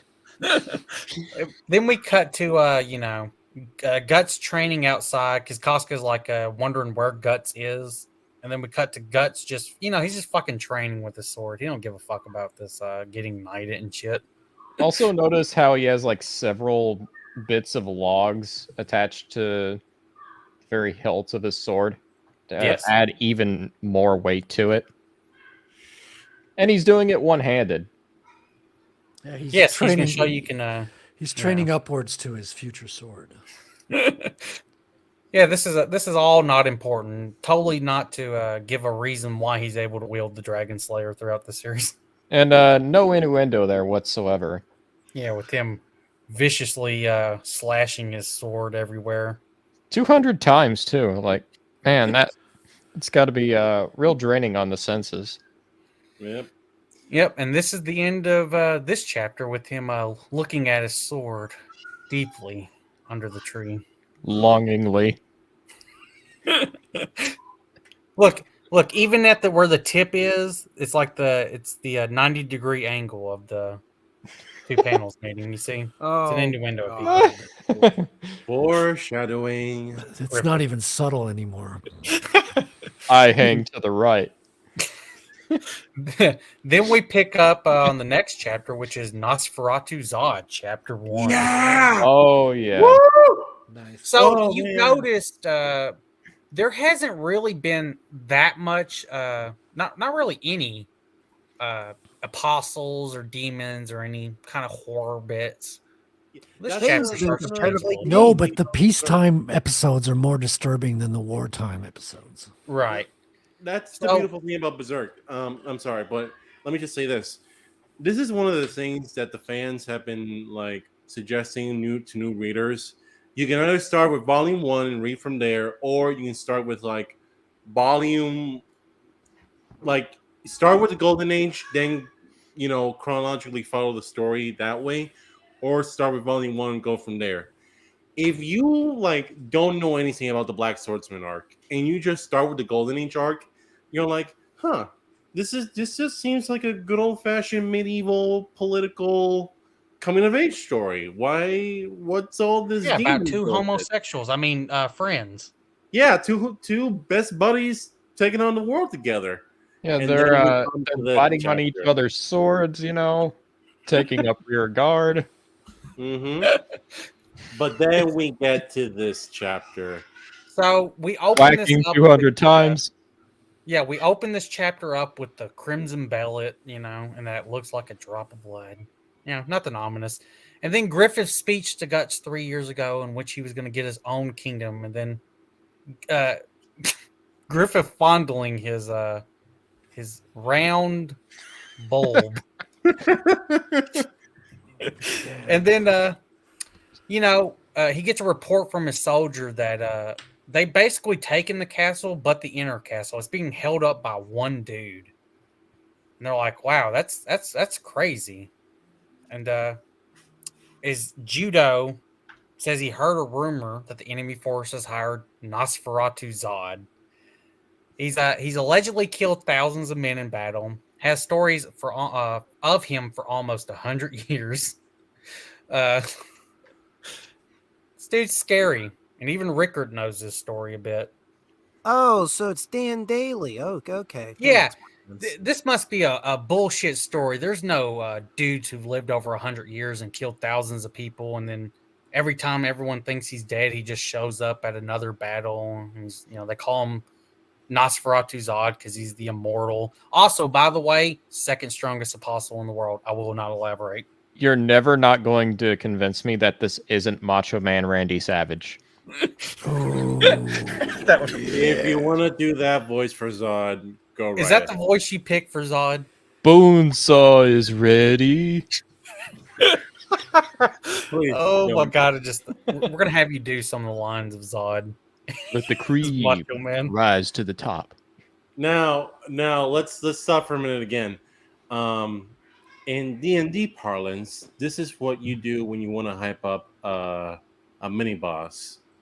And the entire chapter, we hear stories of Zod, right? Well, And we hear again, specifically one story. well, one story, right? And I cannot, Jesus, Zod is just one of the coolest fucking characters in any manga. Period. Right. Like Well, let's get back to this. Hold up. yeah. Let's get back to this. Let me get through this. We cut back to Gaston holding Guts back from going into the inner castle. And, telling him to wait a bit longer. And then Guts says that, it's been an hour and a half since he sent in. Was it 500 or 50? What was the actual was fucking 50. number? Yeah, he sent in 50 other men. And, Gaston, says that, they should probably wait and then get Griffith to send in reinforcements. And Guts says, yeah, if you do that, I'm going to fucking kill you. I'm not. Don't get my boyfriend to know I can't do this, man. It makes me look bad. But Guts is also screaming how this is humiliating that one fucking man is holding them all off. And before he can finish that, one of his soldiers just comes stumbling out with half of his arm, his whole fucking arm gone. One half of his head soldiers. just- I mean, what is left of one of his soldiers? Yes. Like, What's left? there goes his right arm, and oh yeah, his entrails are falling out too. And Guts goes over there, and I forgot his name. Is it Dylan? It was something, whatever his name was. Anyways, he just says Nosferatu Zod, and then fucking Dylan, dies. you son of a bitch. I swear to God, that's actually his name. I didn't write it down. But anyways, Guts, tells everybody that he's gonna go in there and kill him fucking self, and no one follow him. Guts starts going in there, and things aren't looking right. Yeah, That's one way to put it. and Guts is like, these like bodies are being like, Jesus fucking Christ, these ain't. They're being ripped apart. Yeah, These it's aren't even like bad. all stored. Like really bad. Yep, and then Guts sees that big pile of corpse, and who's standing next to it? Oh, a big naked man with his sword in between two different corpses, and that's the guy from Street Fighter. coon. I got a coon. Akuma. But And Guts. Frederick, to correct you, it's Tekken, not Street Fighter. So you would think this would terrify Guts, and he would run away. Not really. He immediately goes into attack, but Zod fucking throws both of the corpses, knocking Guts into a pillar. That's where we're in this chapter. It's fine. Yeah, nothing scary about this. Not at all. This dude is just a normal man, There's nothing demonic looking about his appearance at all. Yeah. Fake news. Absolutely nothing demonic looking about him at all. Oh my god, so fucking cool. Oh, Damn. I love Zod. His design is cool. Wait till Zod you see- is actually one of the most complex characters in the whole series. Yeah, just to give y'all also a thing, he's actually not the worst apostle in the series either. He's actually one of the best ones. Yep. Now, all apostles are evil, but all things considered, He's you'd the rather want least to be evil. killed by him. Now we move on to Nosferatu chapter 2. Anyways, Yeah, it opens, with Zod praising Guts for parrying his attack, and then Otter launches a full-on sailing. attack in which Guts is he's barely hanging on, parrying these attacks. you And parried my sword swing well, boy. I see your sword is almost as big as mine. No, you gotta do it as Macho Man Randy Savage. I see your sword is almost as big as mine. Ooh, yeah. Oh yeah. You know what they say? That Billy, the you just sound more like cream the cool rise to Kool-Aid the top. man. But Guts is thinking during this battle like Zod is the strongest person he's ever faced. So strong, his power is beyond human. And what should he Dun do? dun dun. Yeah, yeah, that's totally 100%, 100% a human he's fighting. Nothing else. Nothing. Sure, it's not like he's towering over him like an 8-foot giant or anything like that. No. Yep. And Guts recognizes something. He cannot keep parrying his attacks. He just cannot do it. So he prepares for one attack, but he realizes that their swords are matched in strength, and that just like with Pazuzu, he notices he can kind of cleave right through that sword. So that's what he does. Yeah, he breaks through Zod's sword, and now this line's going to sound pretty gay. This line. Zod, he grabs the sword because it cuts through his arms and his shoulders, and then, he says it's been a long time. Nobody's broken my sword before. Yeah, that was clever for you to break my sword, and also this is the deepest anyone's ever driven into me. This is the deepest anyone's ever been in my body. Yeah, he says that he's the first to drive his sword deep into his body, and also put no homo. No homo. In the last 300 years of him battling people. And then Zod grabs his sword in his hand and begins to transform into something. Then he starts moving it back and forth for some reason. It's really weird. Oh, I love this transform. Zod has one of the best apostle transformations when we get to that. But that's the end of chapter 2 of Nosferatu Zod. Now we're on chapter 3 where he's fully transformed. I remember reading through this chapter the first time thinking, man, Nosferatu Zod is creepy. Like, he's got to be one of the more evil apostles out there. No, sir. Turns out all he wants to do is just battle a strong opponent. He's not even a cannibal. He's not a rapist. He's got the same character motivation as fucking Goku. He just likes to fight. Yes, he's like Berserk's version of Goku. That'd be a good apt description. And then we start Nosferatu Zod chapter 3, in which Zod fully transformed into his apostle form, and we get this 2-page spread. Frederick, how long would it take you to do this? Well, that's actually not as long. I mean, there's no real huge drawing portion. It's all about the inking. I mean, you could probably do that both pages in a day. Maybe do more than that in the day. What about the fur? Well, that's it. I mean, it's all something you can do from imagination, so it's not really complex. Like, you're not breaking out the ruler. You're not doing any complex design or anything. It's just shapes and form and fur. That's easy to do comparatively to the rest. So while he's fully transformed, he has Guts' sword held firmly locked in his arms, his hand. Guts is shitting his bricks right now. He's like, what the fuck? His knees are trembling. Well, who's this elf here? It was enormous. The elf is a terror itself. But Zod's really happy. He says it's been so long since his blood has boiled, and to make this feeling his own again. The chance of meeting an enemy like Guts, and maybe this is why he remained alive for the last 300 years. Yeah, then Zod tells Guts to fight and not disappoint him, and then starts beating the shit out of Guts, throwing him down like a little doll, and then Zod gets disappointed and says, well, he did well for a human, but he won't show mercy. And then there it is, Bottom Boy shows up to save the day again. Your rear is facing straight towards me. Jackpot. Now hold on. All right, let's be serious for 1 minute. 1 minute. Bottom corner there with Griffith, he's actually fucking not terrified, but oh shit. His composure is cracking. Well, no shit. He sees his best friend in the hands of a fucking monster about to get eaten.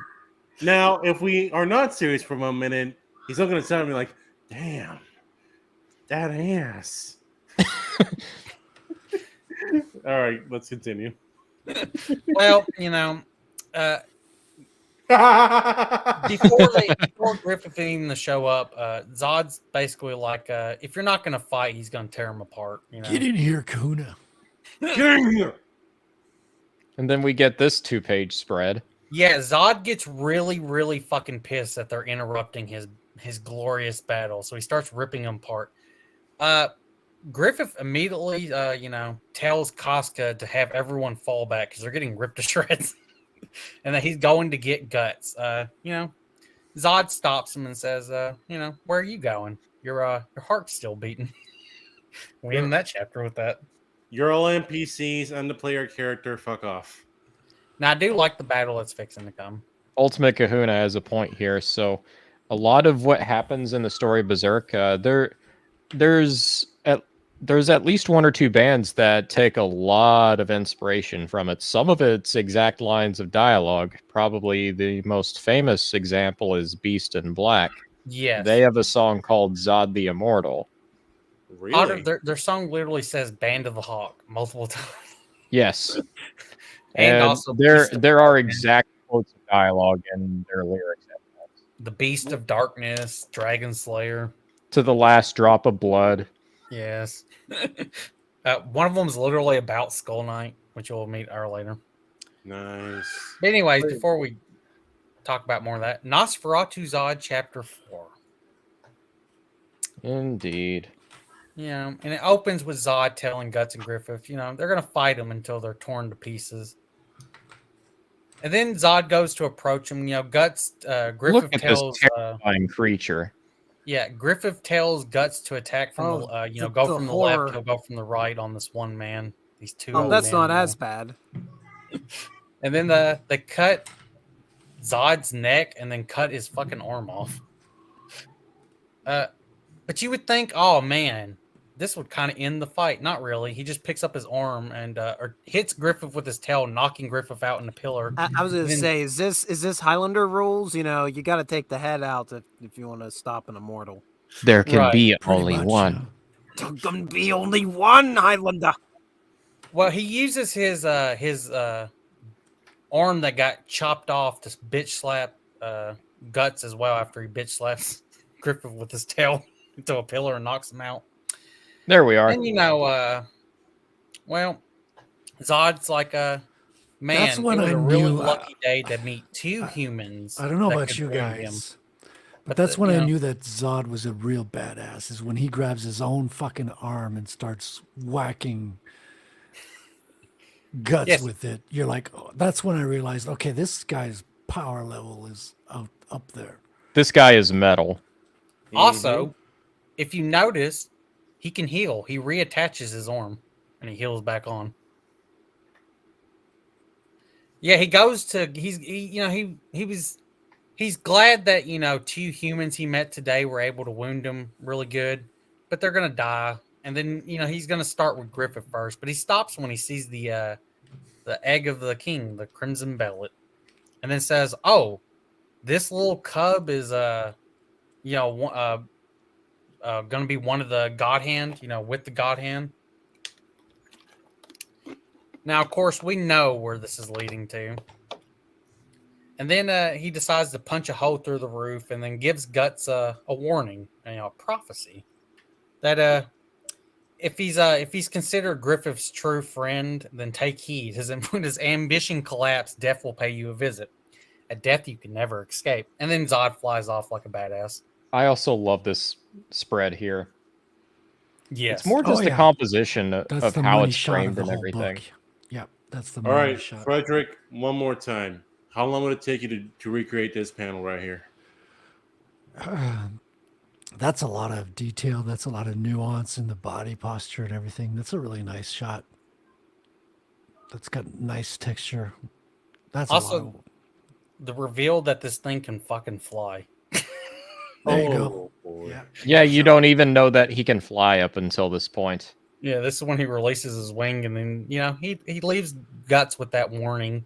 And then Guts goes to check on Griffith. A bit more than a warning. Yeah. The what? I'm sorry, Laguna. He's kind of right. Oh. The But brain- anyways, after Zod flies off, and even some of the soldiers see a fucking demon flying out of the castle, Casca slaps Guts' hand away when he's going to check on Griffith, and then says this would have never happened to Griffith if it wasn't for him. That's where we end the chapter. And that's where we end the chapter. All right, I that's do where want to we get your move. thoughts on these Nosferatu's odd chapters. Oh, I fucking 10 love them so much. 10 out It's of so 10. cool. Yeah, 10 he's out of 10. he's the highlight of the book, I think. It's one of the shining moments of the book. I'll agree. But Yeah, this holy shit. This is why I was saying earlier, like I love the cannon shot from earlier, but I'm like, oh yeah, but I also know like the Zod shots. His design is fucking cool as shit. It's like a tiger, man, tiger, demon dude with fucking bat wings. You know, To this day, people are Horns. still debating what was it that no spoilers, but considering how Black Swordsman starts and ends, what do you guys think Zod sacrificed to get this way? Well, here's the thing: we cannot answer that at all. It won't be until when they get to later on through this series, which they get a little bit more on Zod. Right now, Yeah, all you I'm willing really to know- bet it probably won't explain it until near the very end of the series. Yeah, but Well- Otter, you know what I'm talking about. Yeah. We get more like context of him and the way he thinks later on. So we like for Frederick and Readout, they really can't answer this at all. Right. He's not nearly as fucked up as most of the other apostles out there. Also, I'll say this again. He is the second strongest apostle in the world. I will not elaborate. We will find out. And Yeah. holy shit, man. Fucking This Zod, dude is the strongest. But we open Master of the Sword, Chapter 1, in which it gives us a recap of Zod telling him, "Hey, yeah, you're gonna die one day. Wink, wink. Totally not gonna be sacrificed. Wink, wink, wink, wink, wink." Yeah, somebody's gonna drive their sword real deep, real deep into you, boy. But we opened up after this. We open up the chapter in Windhelm, the capital, the royal capital of Midland, with two nobles talking about Griffith and his recent battles that left him injured, and how it was kind of phony. Like they're trying to use it was a demon that fucked us up, who lost some of our numbers, and all this other shit. Shouldn't you Guts just get some of the remains that were strewn throughout that castle and just display them to anybody who doubts you? It's like, look at this. Look at this. You think none of us have the energy, the power to do this to the human form? Well, remember, these are stinky nobles, That's Yep. true. They And, really don't like Griffith because he's a commoner. He's not noble blood or anything. I adore this fucking you bastard. Face my sword. One look. Yeah, Guts just walks by and he doesn't give a fuck. And he, the little nobles like being like, "Hey, why asshole? Why are you walking past us, you little piece of shit?" Gus just stomps his crutch on the noble's foot and says, "Oh, I'm sorry. The pain made me dizzy." The noble pulls out his sword and Guts just stares him down. And the noble about pisses himself. He got a nat 20 on intimidation.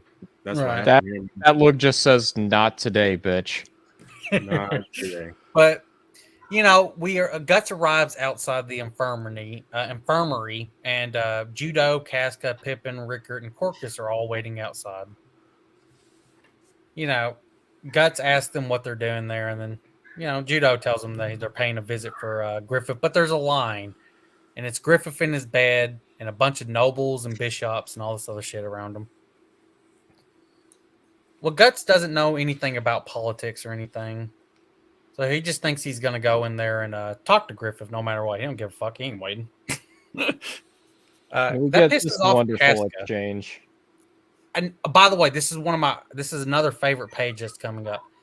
Griffith, Guts doesn't give a fuck, so he's just heading up there, and the guards try to, tell him he can't wait. He has to wait until the dignitaries are finished. Gus just has fun beating the shit out of these two dudes. And then, Guts asks Rickard if he would like to come with them, and Rickard, shakes his head no. And then someone grabs him by the shoulder when he just about gets in there, and gets punched in the face by Casca. Now I love this page, by the way, when her punching him, and it's not the first one. Won't be the last one we'll see. He looks more surprised than hurt. Oh no, he's hurt. Definitely, he's hurt. He comments right after saying, "That isn't a woman's punch." Yeah. Yeah, I thought he thought he was expecting more of a Griffith punch, No, but she hits like a freight train. Yep, and then he's like, "Oh, God damn it, that hurt like a lot," and he gets a little bit pissed, but then he sees Casca fucking crying, so he's like, "Oh, it is a woman." And then Casca tells him, "Why does he always have to be this way?" And then why does Griffith bother with him so much? Guts is confused, but then he decides, fuck it, he's just gonna leave. Then Rickard comments on after Guts leaves he understands what Guts feels like because it's been hard to see Griffith lately. No nighttime loving or anything from his boyfriend. And then he's drifted away a little bit from the Band of the Hawk. Yeah. And then Griffith is like, yeah, there's no rear guard action here anymore. Yep, and then we cut to Guts training with his sword a lot and thinking about stuff and what Casca has told him over these multiple chapters of calling him a mad dog, blaming him for what happened to Griffith with Zod. And yes, Guts, turn into Mad Dog Tannen. One day Yeah. you will have descendants that are going to ruin Hill Valley. Apparently, there is a blooper scene from the Golden Age movies with the voice actors. So it has the same voice actors in those movies as with the 97 anime. Yep. There is a blooper here where he's swinging his sword going 198, 199, 200, and leaf right when he's slashing this leaf right here. So, also, there's another funny thing is in the anime, the 97 anime, the dude who plays Gaston is Goku, the one who's voiced by. Oh, God.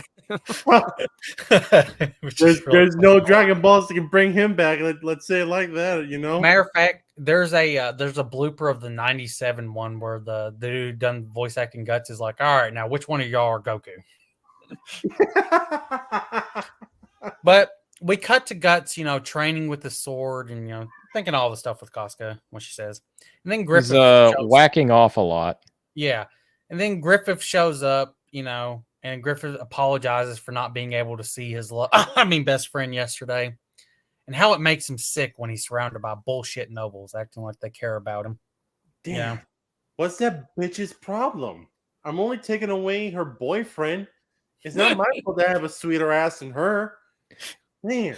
Speaking of gay moments, we've got this page right here. Yes. Now, hold up.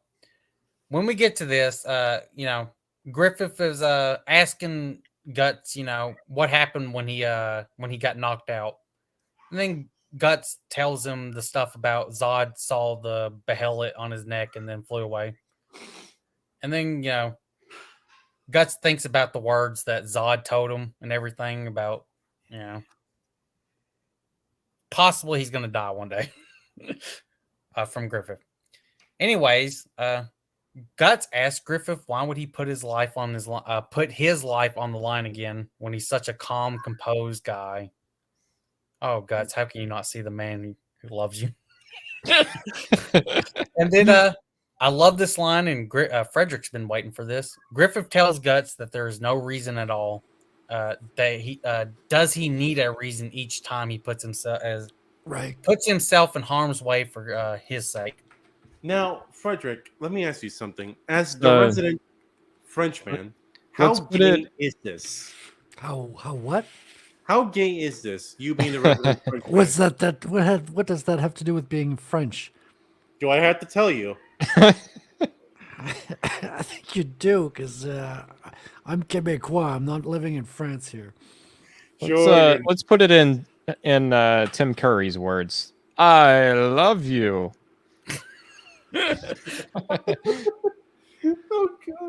You guys think he sees more in him than just a soldier?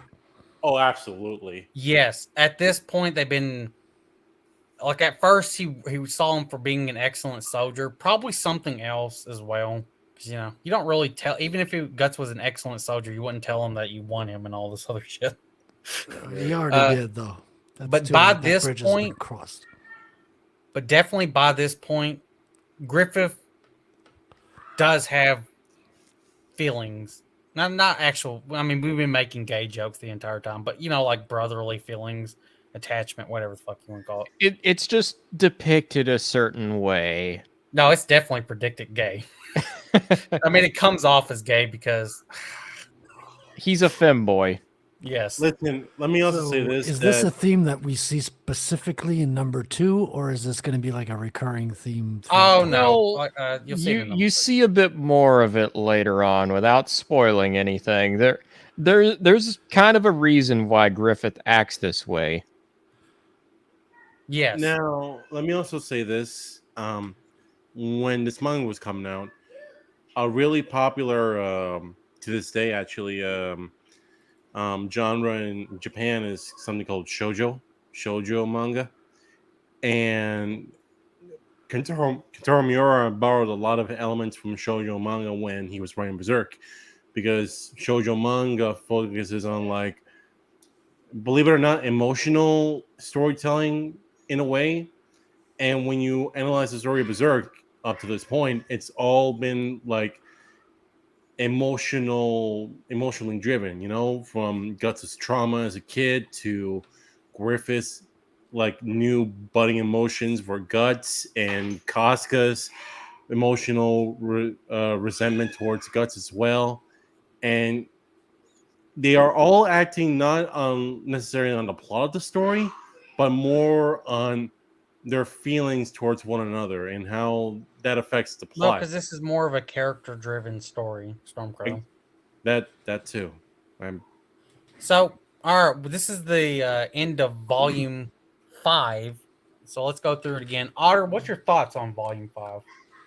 Well, it kind of continues a lot of what Volume 4 is doing, but with, to my knowledge, hardly any mistakes. The storytelling just about all the way through is solid, and the Right. art is solid too. What's your favorite? What's one of your favorite art pieces in this? I don't know. A lot of the 2-page spreads with Zod those are some of my favorites. Those have a lot of complexity to them, and the composition is just gorgeous. Those are great. I'll- The one that stands out is the one that I highlighted earlier, like when we just see Griffith with no line drawn around him, like just negative space with the gray. I thought that just was a nice piece, although very simple. Right. Simple but effective. Yep. It's very solid art, you know. Oh yeah, for sure. It gets so much better. Mhm. Like, here's the one thing I'll say about this: Berserk, you can go back and read, and it doesn't feel like. I mean, yes, there's going to be a big disparity of the art later on versus earlier, but the art earlier is still fucking solid, like really, really good. Yeah. But Frederick, you're on thoughts on Volume 5? Was it the one with Zod again? Yeah. Yeah. Okay, I thought I already gave my impressions on that. That one's like the highlight. No, I'm just saying in general, Volume 5. Yeah. I mean, it's like everything was leading up to it. I thought it was very well divided, even in the Dark Horse separation of deluxe volumes. This feels like a good ending, kind of. I know it's not the last chapter, but it feels like the big boss moment of the book, you know? It's like Right. very impactful. It also like reintroduces, like reminding you, hey, this has still got like apostles and stuff. Yeah, and this is also the first time a battle is interrupted with the villain just flat out leaving for no reason. Well, he didn't leave for no reason. He Well, not for no specifically saw reason, the obviously. Behelit. No, right. And Sorry. then here's the thing: this is a prequel.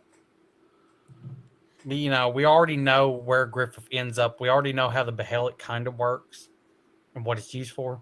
Exactly. You know, So it's less foreshadowing and just kind of like, hey, you know this is gonna happen. I'm reminding you.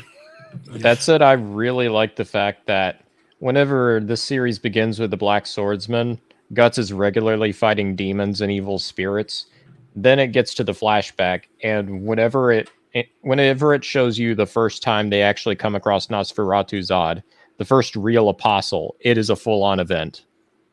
You're immediately given a full-on impression of just how dangerous this race of beings is. We also get to see Guts absolutely terrified. Yes. We saw him kind of scared in Black Swordsman when he was getting his ass kicked by the Count, but this one, like, he's literally his fucking knees are shaking. Well, he wasn't Yeah. ready for this one. Yeah, this is the Right. biggest fight he's ever had. Stormcrow. Yeah. Thoughts on Volume 5? Easy. Absolutely beautiful. Absolutely epic. Nosferatu Zod. We meet him, we see him, and we are fucking terrified of him, and we're excited for him. And I'm gonna be kind of boring here, but I'm gonna go with saying that my absolute favorite moment was two dudes having a good old fashioned water fest. Totally not gay, absolutely not. But it's just Hashtag not gay. hashtag not gay. Super straight. Super straight, mega straight.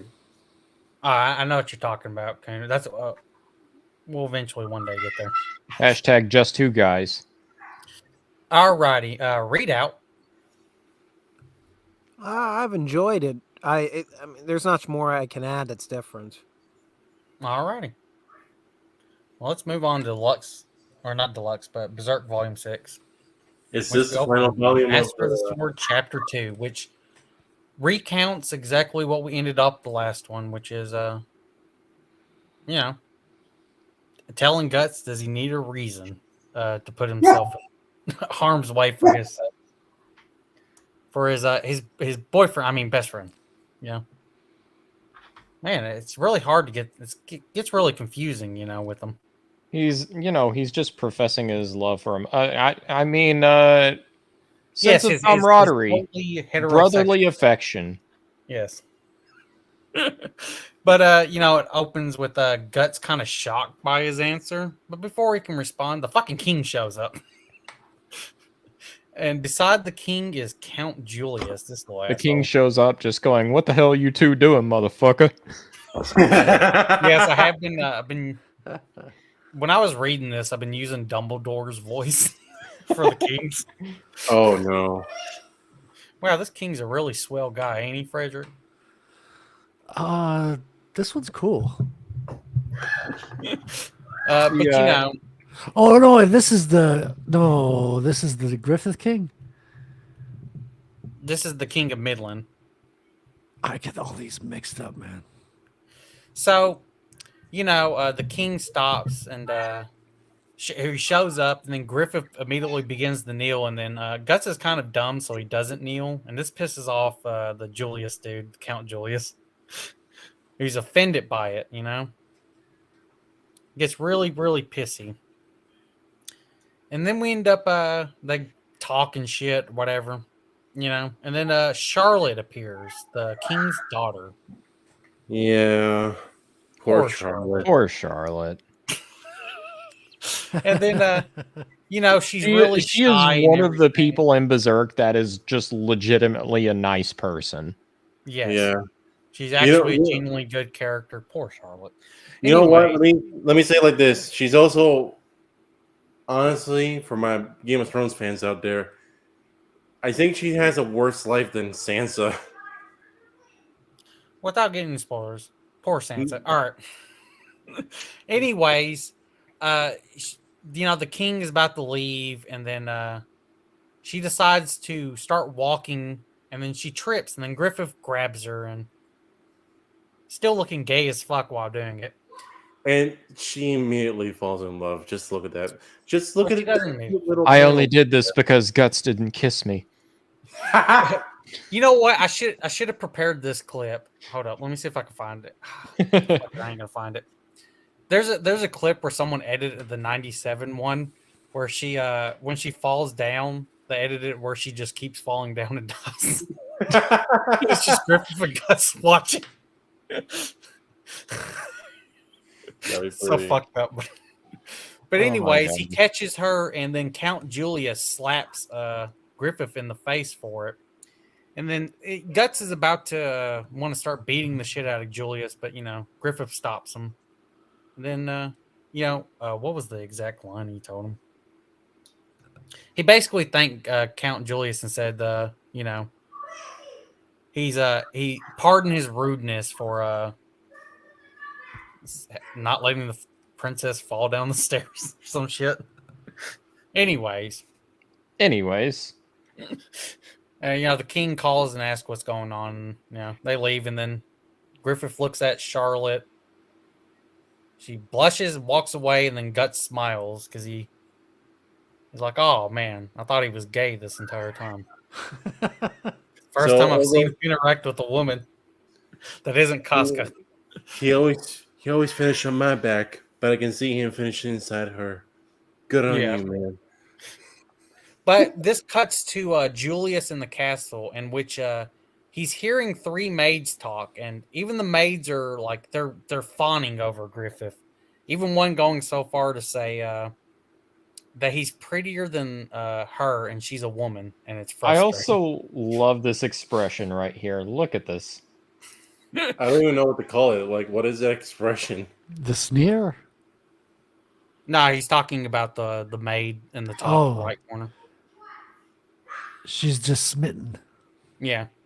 She's just really like, oh my God, Griffith, it looks like a woman. Wink, wink. Wink, wink, nod, nod. Yeah, and then they're basically prettier than shitting us. on the nobles. This pisses off Julius, and he eventually comes out and says, makes them scurry away. And then we end up getting introduced to Minister Foss.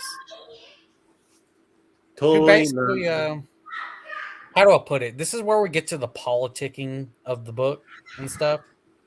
Minister Foss is basically using ways to piss off Julius and want him to murder Griffith by saying, hey, you know that autumn hunting festival that we do every year? Yeah, the king is wanting to make Griffith and the Band of the Hawk the customary guard, and not your pathetic white dragon knights, and all this other shit. And then, Julius is really pissed, really angry, man. Not well liked. I also love this panel right here. You can I love how it's just visually depicting his emotional state. Look at how many folds he has on his nose. Yeah. It kind of looks like a cross. The way his nose is folding right there, But he also tells Julius that about the hunting festival and that they're going to be named as the one, and his family's usually the one always picked. That pisses him off. He also goes, "Oh yeah, Griffith might one day reach the rank of general," and he's really pissed that a commoner would reach that rank. Yeah, my boy. Oh, great page. Hey. Wonderful. But Foss basically hints that a stray arrow covered in poison, it can just happen on the hunt one day. Oh yeah, because we all time. dip our arrows in poison, and Yes, it just happens. Exactly. Wink, It's wink, a and then we natural cut- occurrence. Then we end this chapter with him, or he ends up walking off really happy, and Foss is really happy that he convinced his dumbass to actually go through with it. why does the little guy why does Cue Ball look like Saitama on Adderall? I don't know. Let me just say this. Why is it in like almost every single political fantasy story, it's always the bald dude that's fucking evil? No, not in Game of Thrones. He's not really evil. He's just kind of an antagonist, just a dickhead. And he like that guy. Like, look at that man on the left. He was always going to be a little angry bitch, no matter what he did. And Cue Ball's just nudge him in the right direction. So we cut You to haven't Guts on seen the him on a roof. good day. We cut to Guts on the roof with his sword pointing at that big round moon. That's a sus position, actually. Yeah, he's sticking out his sword like fully erect, you know. He is standing at attention. That's His one sword. It's monolith. hard as steel, as some would say.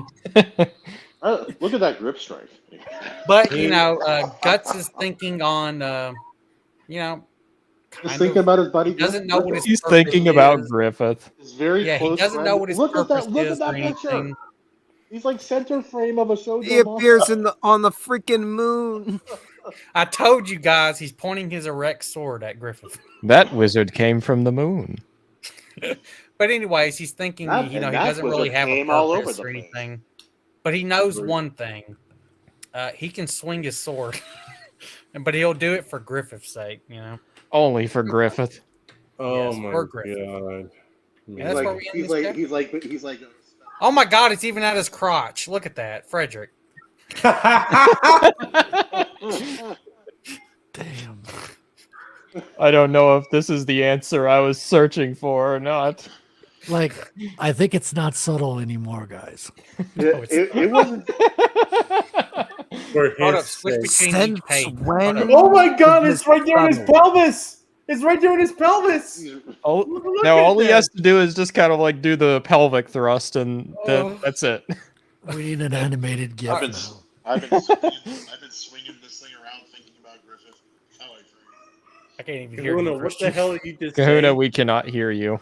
All right, you so know. the next chapter we're starting Yes. is Assassin Chapter 1, Perfect.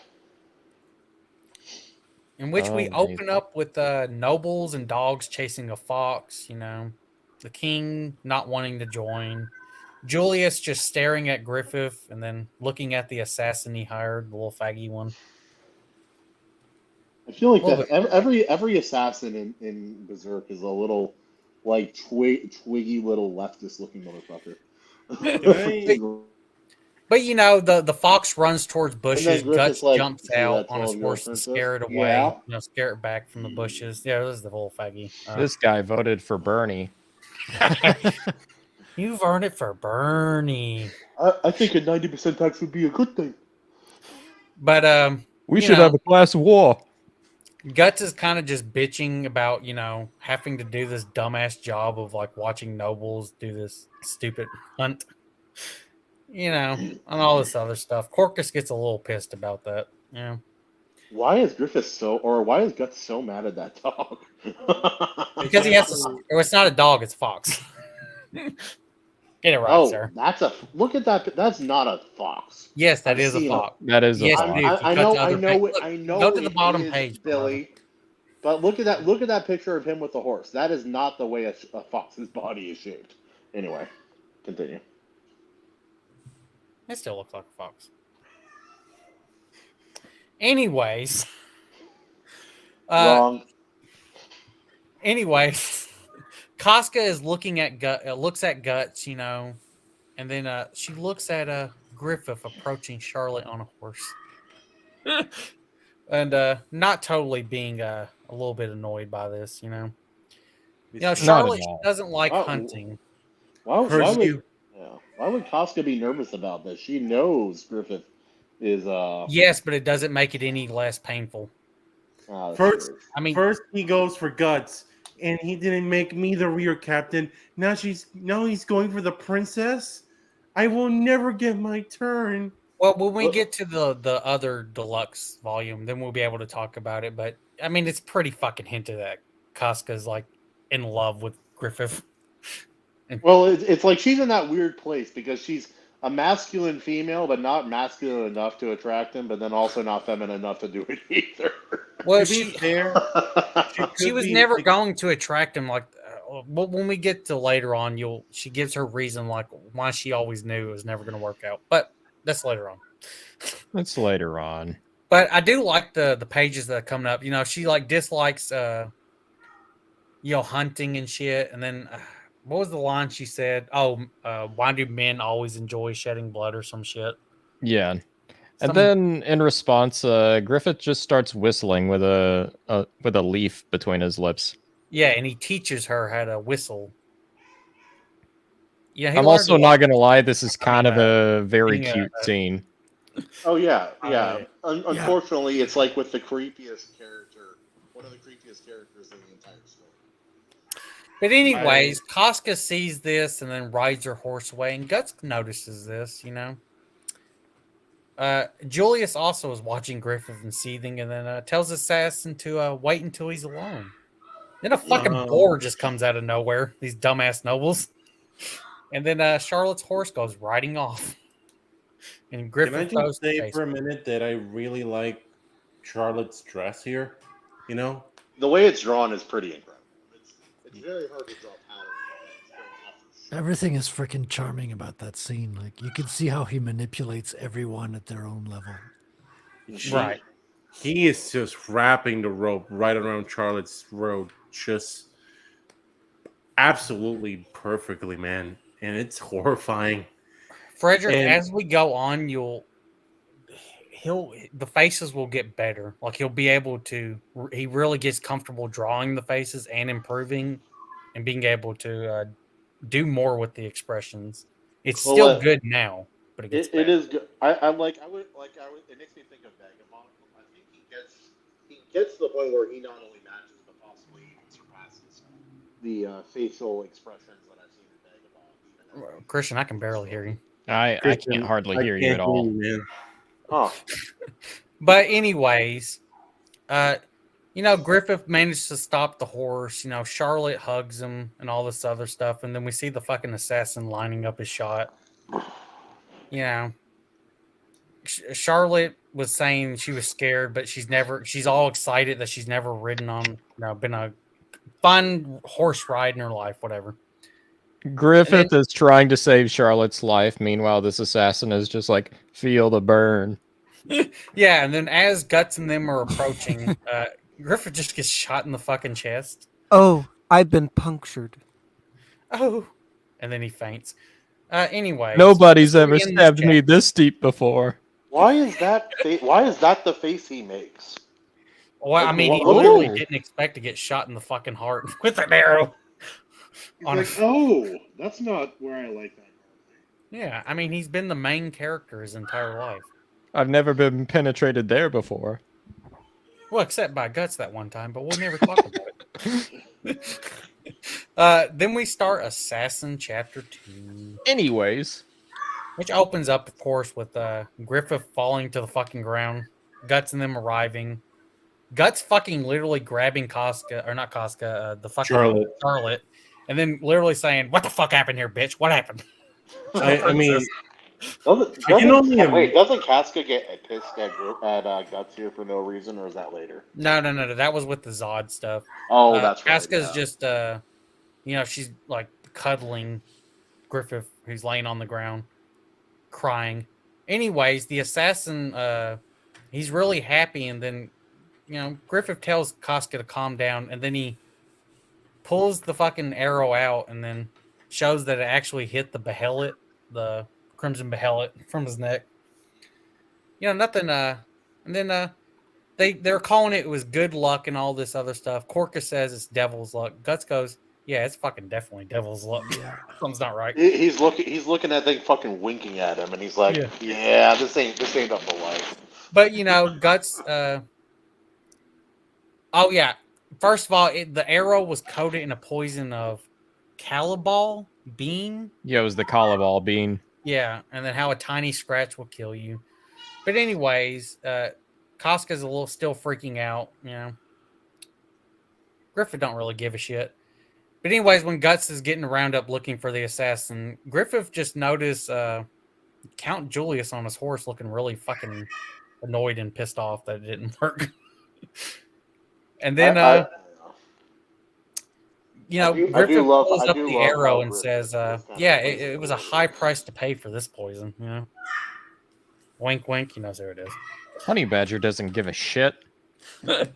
Yeah, and then, I like how he plays it so cool here, and then eventually he's like the way he handles this, just like later down in like maybe the same chapter.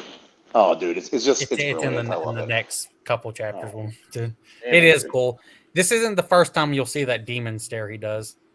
But anyways, we cut back to Windhelm with Julius smashing a glass to the ground and yelling at his assassin. And then Julius explaining that this basically backfired. It made Griffith look like because they think Tudor assassins were trying to kill the princess, and that Griffith sacrificed his life trying to save her.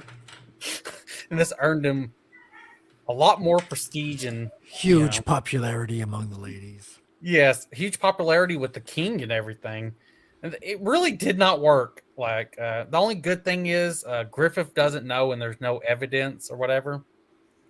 This in D&D terms would call unintended consequences for your actions. Yeah, Prepare for unforeseen consequences. but we cut back to Guts heading up a tower, and then getting into Griffith's room. Now I do love this one page that we're about to pull up. Anyways, Griffith apologizes for calling him up so late and tells Guts to wait a minute, and he'll be done in a bit.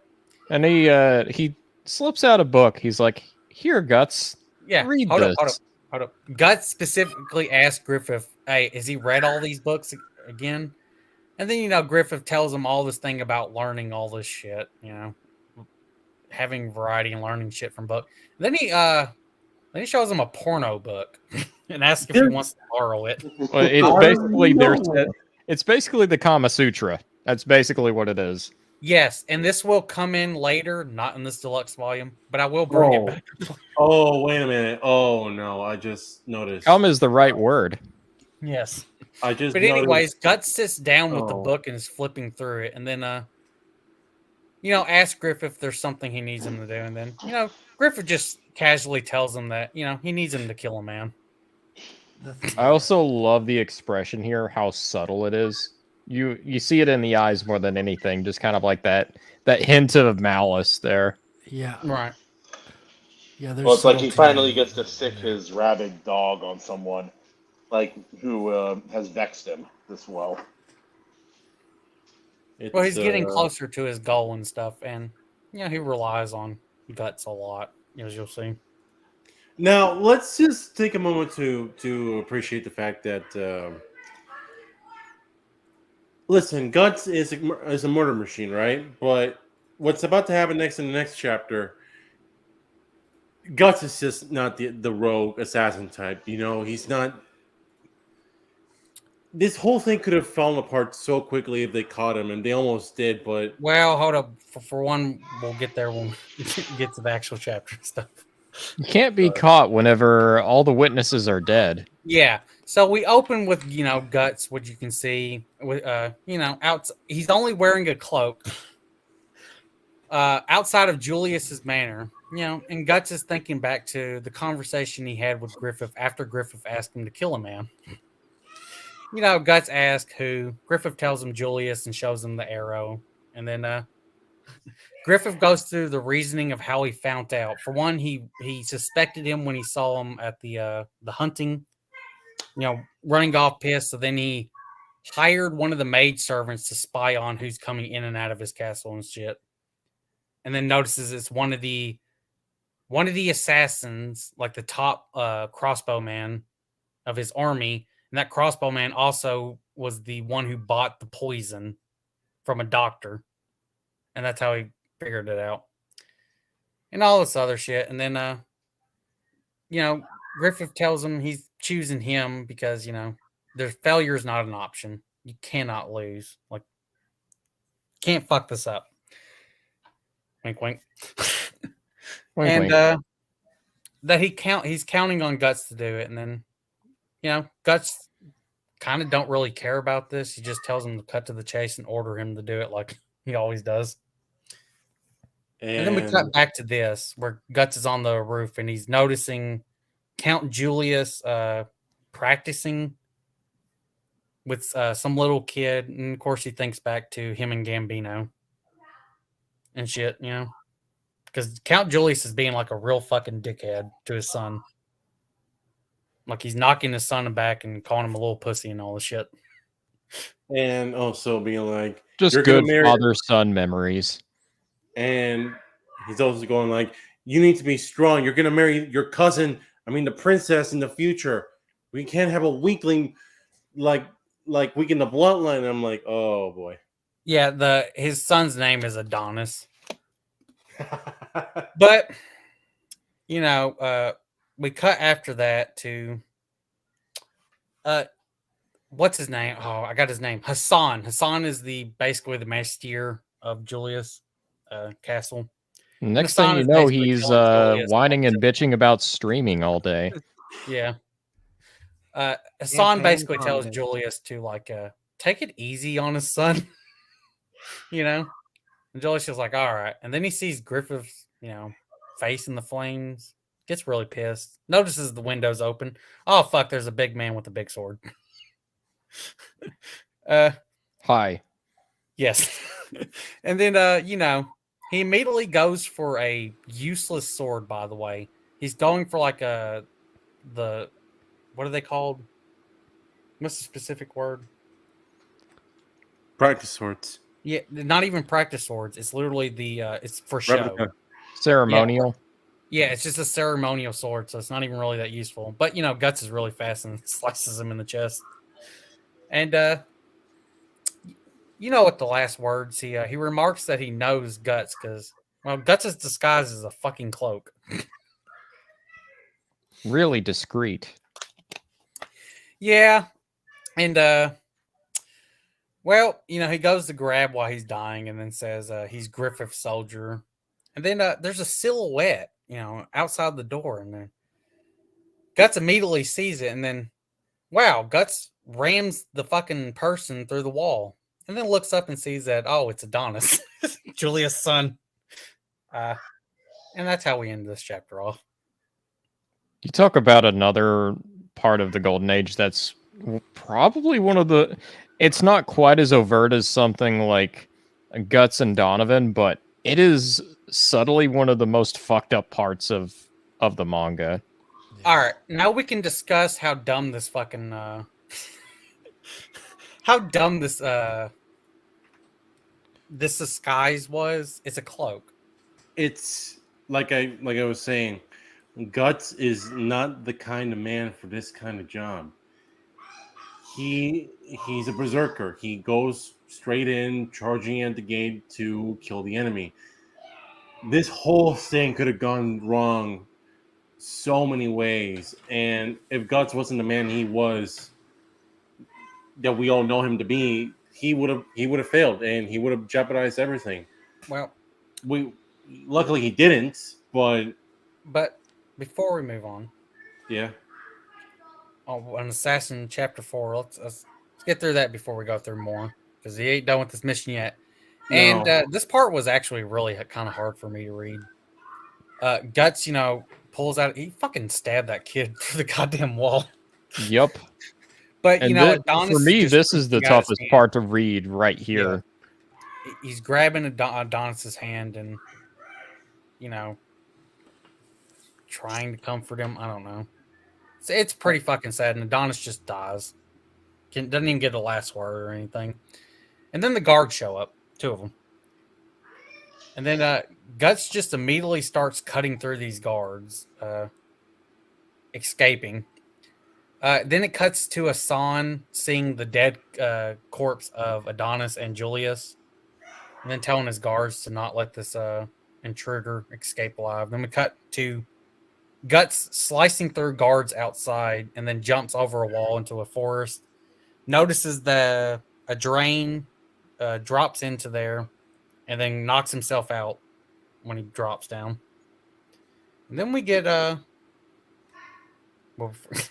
we get to Guts is kind of his dream that he's having as he's unconscious, in which it's Gambino, Kid Guts, and what appears to be Zod. That's a bad day. And then the Zod kills Gambino, cuts his head off, and then kills Kid Guts, and then slowly reveals to be Guts' face on Zod's body. And we finally get the iconic panel. Yep. And then he wakes up and then notices the blood on the back of his head, and then throws up a little bit. And then we cut to Casca, Pippin, and Rickard and Corcus at a inn, and they're talking about Griffith's at a party right now during this time. Casca was saying that Guts didn't show up for their training, and she's kind of pissed that he's not doing anything. He's not doing what he's supposed to do. This bitch is unaware of everything. Guts is just accidentally killing a kid, and Casca's just like, where is this fucker? So much so that Guts is literally visioning himself as a fucking demon monster. Yep. But it's all about her. Anyways, she notices, they notice Guts open the door, and she immediately starts bitching at him, and then notice that he has an arrow wound. He smells like shit. Guts just asks, where Griffith is, and then she tells him, and Guts starts just walking off. When you have one of those days. And then it cuts to Guts walking up the stairs to a big fountain, and then sees, not to call it for Griffith, but sees him with Charlotte. And that's the end of our assassin chapters. Now, if y'all want to, we can actually discuss the assassin chapters.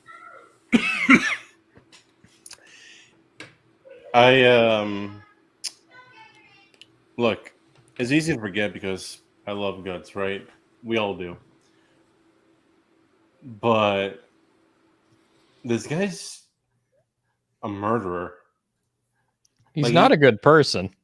No, even before the Black Swordsman arc, there's no easy way to say this. He murdered a child. Like, I can't excuse him. Yeah, but he didn't murder a child, on purpose. There's a bit of a difference. It's not like he was like, oh man, I'm gonna intentionally stab this child through a fucking wall. This isn't Dalen evil we're talking about here. Yeah. But Dalen does other stuff. Dalen's like Donovan in a lot of ways. He eliminated a witness is what he did. It just happened to be a kid. Well, if he saw it was a kid, I don't think he would have actually killed him. I don't know. I honestly don't know about that, to be honest, because, well, first off, all right, let's go by. Let's take a step back. So when I said that Guts plotted out and killed his first man out of vengeance with Donovan, right? This is also the first time that we see Guts being not a soldier but an assassin, specifically for Griffith, and we see the results. He's not that comfortable being an assassin. He's more comfortable being in the front lines, man, fighting guys in battle. Oh, he wasn't. He was perfectly fine killing Julius in this way. Okay, I know that, but he didn't bother him. It's just the only thing is he's not killed a fucking child. That, and Guts isn't just that sneaky to do this kind of job. But he is sneaky to do it. He was actually pretty effective on getting into this, infiltrating this place. Like, all jokes considered, he actually was pretty competent in doing this. Maybe. It's just next time, don't wear just a cloak. Maybe get a different sword. Maybe get glasses next time. Anyways. On to Precious Things, the next chapter. On to a party. Which opens up with, these nobles dancing in this party and shit. And then Charlotte saying she's tired and Griffith putting his cloak for her to sit and all this other bullshit. Guts starts to walk to the fountain, but, Casca stops him and tells him to not embarrass Griffith and wait for them to be done talking before. All this other shit. She starts, putting a bandage over Guts' arm and shit. And then Griffith and Charlotte start talking, in which Charlotte basically says her father arranged this party to distract people from the 100-year war that's going on between them and Tudor. Now she wishes they could just win the war. Griffith repeats her statement back at the hunt. Oh, here, I got the actual statement written down. Why is that men enjoy a little more than shedding blood? And then we get this whole fucking speech of basically Griffith talking about a precious thing called a dream in his whole dream speech. I love this little line right here where he's saying a man should envision such a lifetime once, a life spent as a martyr to the god named Dream. Yes. Like that is actual poetry. Yes.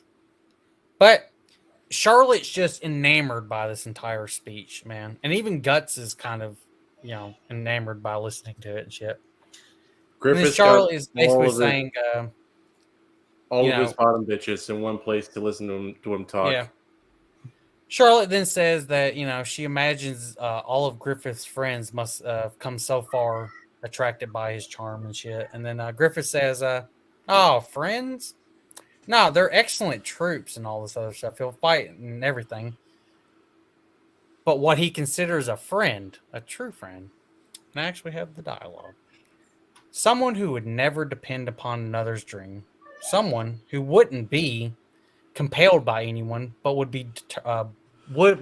determine and pursue his own reason to live. And should anyone trample that dream, he would oppose him body and soul, even if if the threat were me myself. I'm getting fucking tired. And that's what he thinks. What I think a friend is one who is my equal. That kind of saddens Guts hearing that. Basically being like, oh, I just assassinated this dude, even killed a fucking child. This dude doesn't, not really view me as a friend. Well, without getting into any spoilers, this starts a little chain of events. And with that speech, on the road, Griffiths just sealed the doom of the Band of the Hawk. But, Griffith says, that's how he's achieved everything so far. And then Charlotte goes to ask what Griffith's dream is, but is interrupted by a maidservant telling her that her uncle Julius is dead and her cousin Adonis is dead as well. And then Costco watches as Guts walks away. This is a highly important fucking chapter for everything going forward. Yep. And even after the Golden Age, right? After everything, this speech is basically like, how do you say it? Like, oh yeah, and Griffith looks sinister as fuck as she walks away. He's like, yeah, bitch, I did that. He's like, fuck yeah. Yeah, that's fucking He's so iconic. happy. Right? It's like they didn't find out that my lover boy, best friend Guts. He's so fucking evil, man, in a subtle way. It hurts so good. Oh, it gets even more with like his evil looks, as you'll see later. But that's the end of Precious Things. I love this chapter. Me too. It's important in a lot of ways. It is a fundament. It is. I'm very tired too, but I gotta say this. This chapter right here, it is like the hammer down statement of the entire story. Also, I fucking love this chapter cover. Look at that. That's just medieval armor. It's porn. Historical porn, Yes. that is. Yes, History porn. Now, hold on. Let me Right finish after it up. When you think back to the speech time and time again in the story, right? Hail, Tenkage. Hey. Hell yeah. Like, what do you guys think? With Griffith's speech, is he like being genuine? Like, Yes, he's being genuine to everyone but Guts. I do not believe that he does not consider Guts some form of an actual friend. I just think when it comes to everyone else, he's being truthful, just not him. Well, I don't want to get into too many spoilers, but stuff that happens later, it's like clearly he held Guts as something outside of just an ordinary soldier, at least, just because of his reactions to certain things that happen. He truly respects Guts. To the point where I do feel like he still sees himself well above him, but that doesn't mean that there isn't some friendly kind of feeling towards him in that way. Yeah, but I think there's actual friendship, actual attachment, not. I wouldn't call it friendship because I don't think Griffith knows what friendship really means. Hey, it looks like Devil's Air has joined us for the stream. Hail, Yeah, good but, like, sir. his weird twisted sense of what he thinks it is. All right. Look, Well, it seems like he views it as more like a subservient kind of relationship, like almost like they're like he's like Guts is like a serf, but he likes the serf kind of thing. I don't fully believe that, and it is stuff that comes up later. all right. Look, Specifically, some other conversations that they'll have later makes me go, no, I genuinely think he has an actual attachment. It's not just servant because he actually values what Guts thinks and stuff. all right. Look, it's getting pretty late for me. I'm basically falling asleep here on my computer. But to get the rest of my thoughts on the rest of the volume, amazing, beautiful. This is the start of the Golden Age arc officially, and from here on out, it just gets better and better and better, culminating in a tragedy. But no spoilers for the people not read. Well, we're gonna start. No spoilers, guys. There are bad things that happen in Berserk. Yes, Absolutely. I never would have guessed. But we're gonna start Departure of the Front. all of y'all have a good night. Enjoy the show. Please stay safe. Thanks, man. Have a good one. Love Have you, a good one, brother. Storm Pro. Don't let the Islanders take you back. Good night. Yeah, We'll we see. open this chapter with Griffith walking down the hall and then stop by Foss. And their whole thing is just Foss being like, hey, Griffith, you wouldn't know about Count Julius and his son getting murdered. You wouldn't have nothing to do with that. Huh?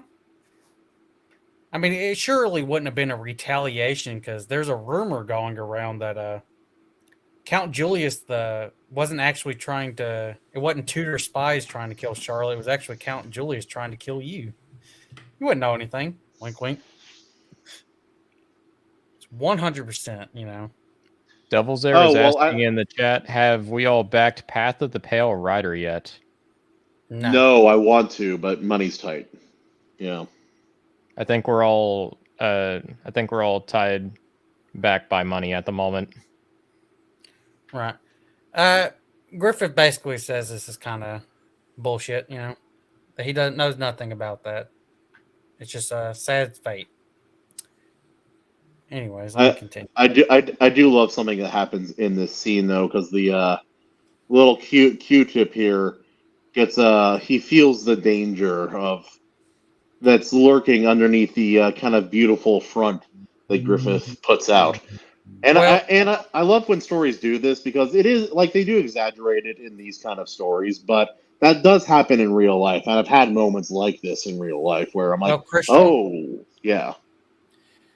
Well, basically, how he's basically trying to feel out that if Griffith knows that it was Count Julius was actually trying to kill him, and he's going along with the bullshit story, and then that Griffith actually retaliated and killed Julius and the son.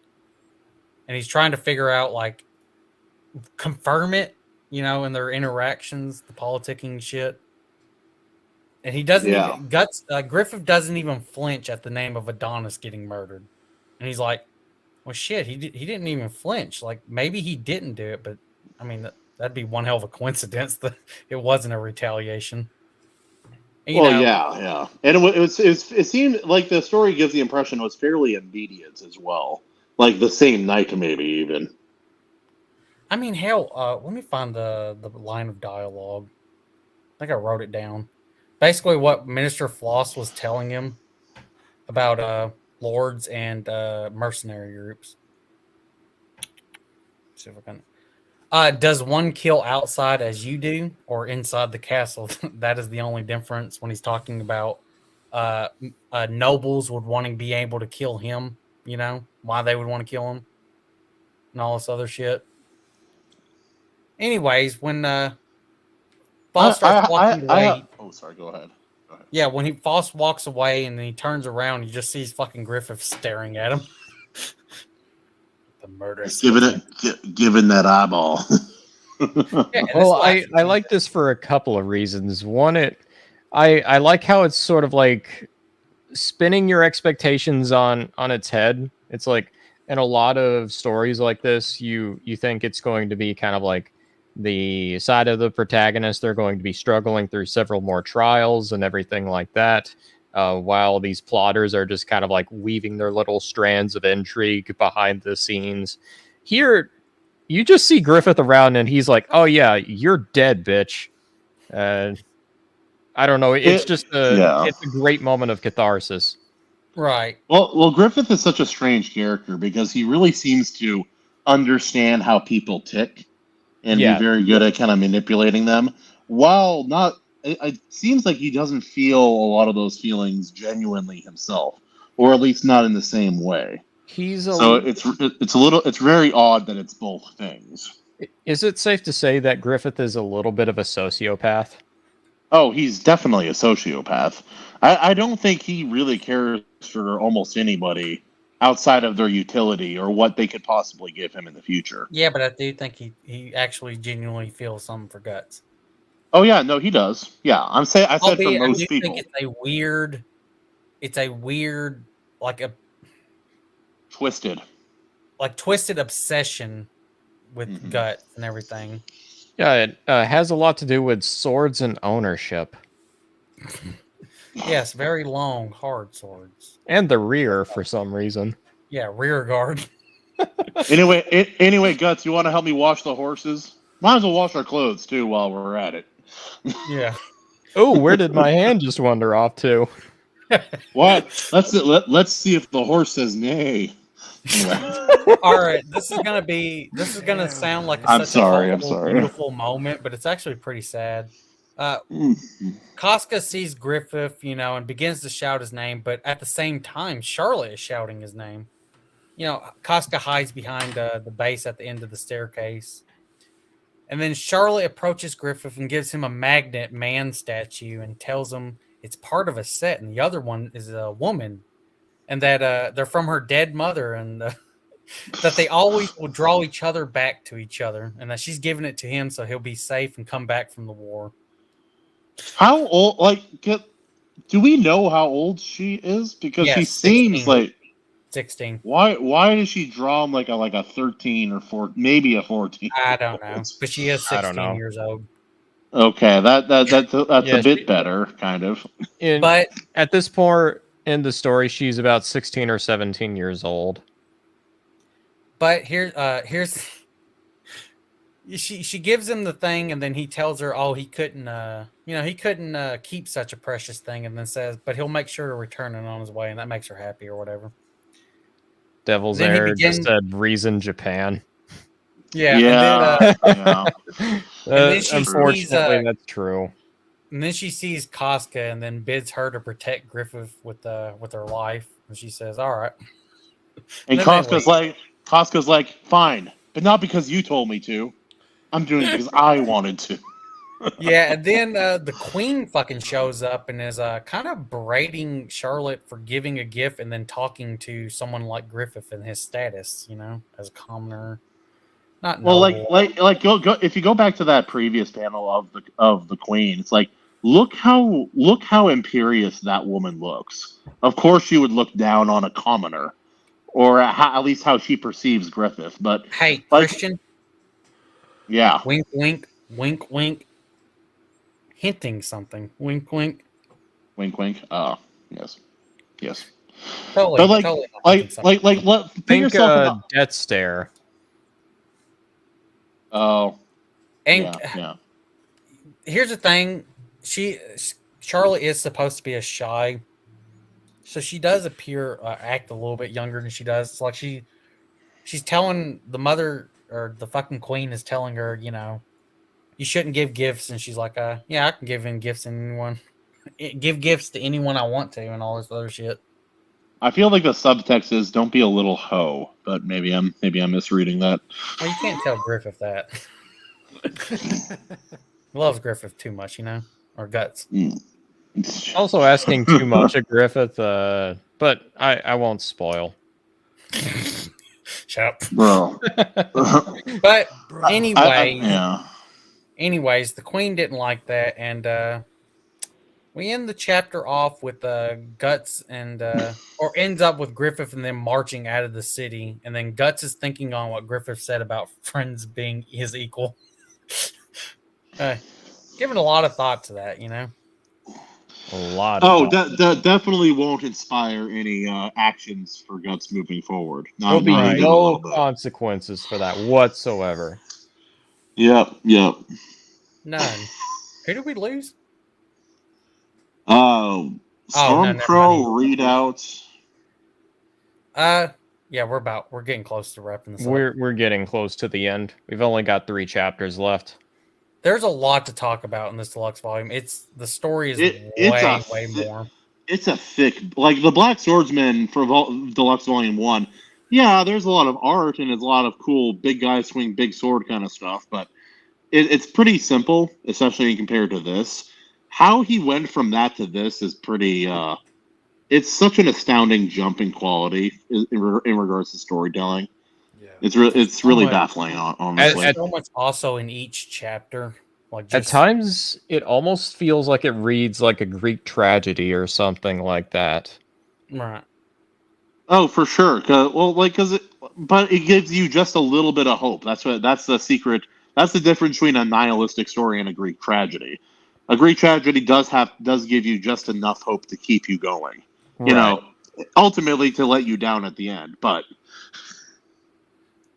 we start this chapter off with the Band of the Hawk preparing to battle the Tudor forces. Casca's looking a bit unwell, and she puts her hand on her abdomen. Judo notices and says she looks pale and asks if something's wrong. Casca says it's nothing and gets ready for battle. I'll be honest, first time I read it, I thought she might be pregnant for some reason. Oh, God. Yeah, the Virgin Mary. Not everything happens on screen, man. I was kind of scared me. Oh. I'm surprised I didn't misinterpret it whenever I first read it. She grabs right there. I'm like, oh, I know what's going on. Yeah, I did think that as well. But, we end up getting this really big battle scenes where they're charging, fighting, and all this other stuff. Casca's fighting a knight, kills him. But then a big fucking knight just appears right in front of her. Why does he put so much effort into the designs of these big bad knights that you know are just going to be guts fodder before the end? Because when you don't have to draw the same character for very long, you can make him look really cool. But if he's your main character, then you want to keep him simple. That's my theory, at least. So I'm gonna actually go through this. This knight is great. If he wasn't like a kind of a rapist, or does like a lot of rapist lines, he'd actually be a fun character. But here's the thing. He's a bloody damn coward. That's the thing. If he's the guy I'm thinking of, that's a big part of the irony of his character. He spouts off like horrible things, and then when it comes to like what he's actually doing, it's like, oh no, he's just a coward. Well, here's what he says. The knight, he's standing above her, and then he says, "Oh, Casca, she's the only woman to command 1,000 of the Band of the Hawk." And how he can't stand women pretending to be knights, and that women are inferior to men on the battlefield, and the only use they have is Camp's plaything, and that maybe she gained her rank by sleeping with Griffith. Casca, understandably gets pissed at that and begins attacking. I know, she's like, no, he didn't. So I'm wondering how much of this is him. How much of this is him spouting off what he truly believes, and how much of it is him trying to get a reaction out of her? Oh no, I genuinely think he believes this. Okay, fair enough. I also think he is a genuine troll. Yeah, he is. He is.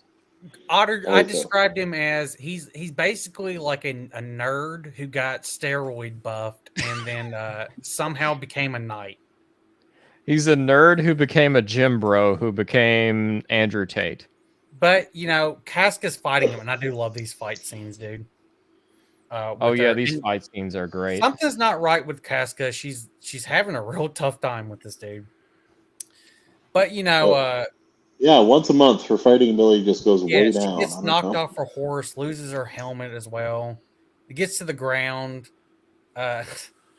The knight throws his fucking spear at her, and it's one of my favorite pages where the spear's landed on the ground in between her legs. But especially when she's down like that. Look how small she looks in that panel compared to. Yeah. So You want to know this dude's name? And I'm fixing to go through it, and this is going to kill me. He announces that the battlefield is sacred ground of men, and that he, Addon, head of the Blue Whale Ultra Heavy Armor Fierce Assault Annihilation Knight's Corps, shall teach her the folly. That's great. I'm convinced a lot of these knight battalion names are there just Mira trolling us. Dude, I'm convinced that's what it is. Do you know how long it took? A lot. It's Blue Whale Ultra Heavy Armored Fierce Assault Annihilation Night Corps. Pretty good. Anyways, and he's going to teach her the frivolity of her setting foot upon it. And then he continues attaching and gets her to the cliff. Casca's men try to save her, but he fucking cuts them all in half. And then calls them weaklings for being led by a woman.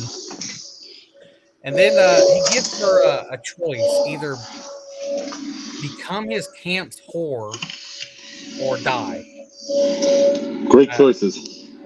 Well, Casca just tells him, this is completely unrelated at all, but that's next chapter. Yeah. Unrelated. But, Casca tells him to go to hell, and then Casca's fixing to get killed, but then Gut shows up, and then he shoves Adam back, and then tells him to come on. He just wants to swing his sword as much as he wants without thinking about shit. I the love how next chapter, which is this is the cover. Yes. Yeah. that doesn't. That's not even like. It's not even. Yeah. It's already showing something just to start. Yes. Well, in fairness, this is tame compared to some of what's shown of Casca later on in the series. Right. Yes.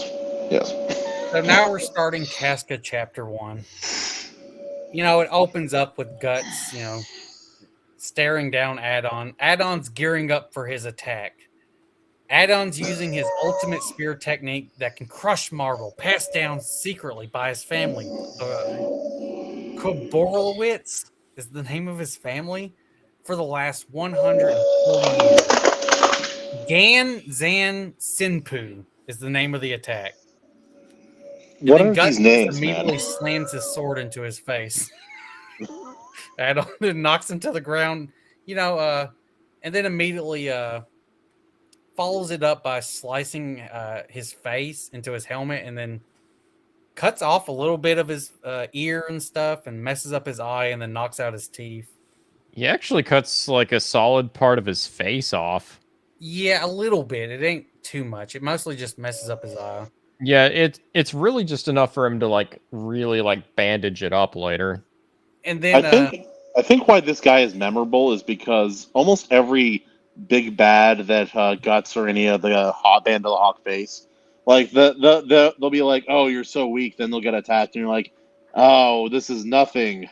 I can't. What was you were stronger?" And then they get scared when Guts just continues to be Guts.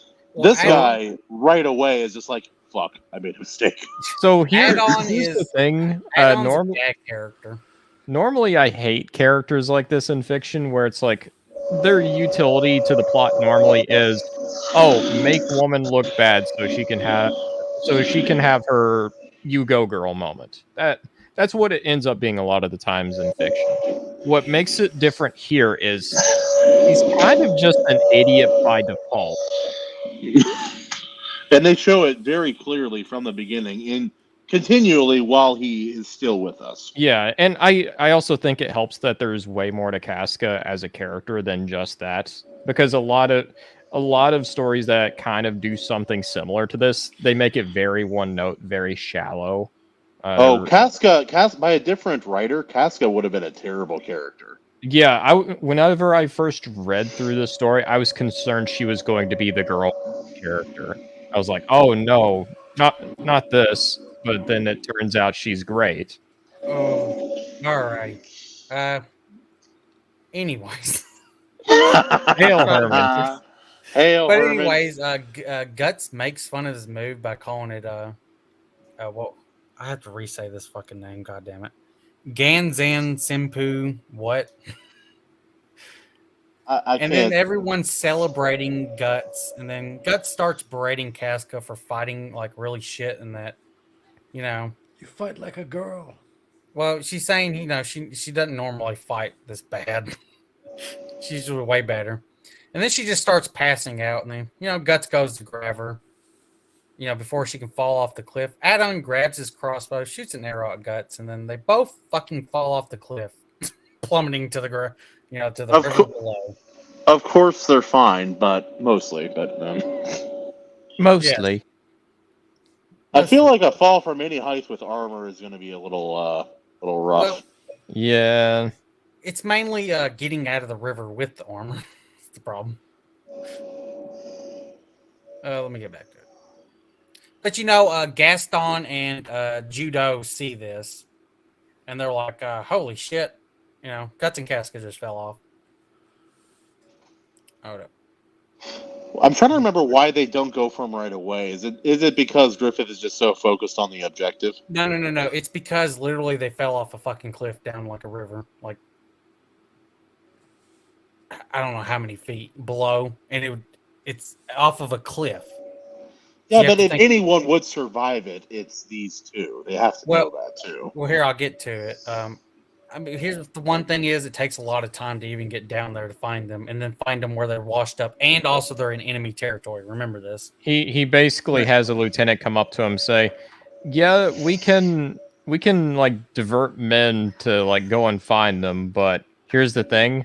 It'd probably be a really foolish thing to divert so many men behind enemy territory to look for two commanders." Yeah, because it's basically Judo and Gaston are basically telling Griffith that, and they're like, "Hey, we need to like send out, man. They probably survived, but we need to send out a search party to get them." And then the other lords are like mocking Griffith and everything as well, and then telling him, "Yeah, you're not diverting men. That's a stupid move." And then it cuts away from it. And then we cut then we cut to Guts pulling Casca out of the fucking river, and then having to perform CPR on her because she's fucking drowned. That face in the bottom panel that he's making, I don't know, man. He's like, I've been waiting for this for years. But she spits up water and starts breathing again. Guts rips out the fucking arrow from his side that was shot, and then he checks Casca and sees that she has a fever. He spots a cave, Then we cut back to the stuff with Griffith and them and explaining like the search party and shit and the nobles. And then we cut back to Guts and Casca in the caves, and Guts knows he can't light a fire because that would lead the enemy to them, and then Guts has to warm up Casca, so and here off goes the clothes. So he takes her clothes off, and then he also remarks into this. He's like, "Well, it's not the first time we had to do this before." Remarking on when she had to warm him up. Oh yeah, when he was dying before. Yeah, I forgot about that. And he's also, when he's taking off her clothes, he's like, "Please God, don't wake up, because this will look really bad." Look really bad. Especially since, she does not fucking like him. Well, but yeah. I feel like it's almost like jealousy. It's weird. But he notices some blood on his hand. He went, "Oh, this dumb bitch. She also got a wound." And then he notices it leaking from somewhere. Oh yeah, that's right. Casca's on her period. He's like, Yep. It's real rough being a woman. I'm like, Guts remarks it must be tough being a woman, and I'm like, whenever I read that last night, and I went, yeah, that's especially true in this setting. Did you not screenshot the last page? I love that one where he's got the sword over and he's has her in his arms and shit, and he's watching over. I just showed it. He just showed it. Bring it back, Otter. Yeah. Bring it back. I have like the notes overlooking shit, so I can halfway see shit. There. Also, I love how all of our names for the live stream are in world appropriate. Yes, I'm Peter Griffin. It's from last time as well. Yeah.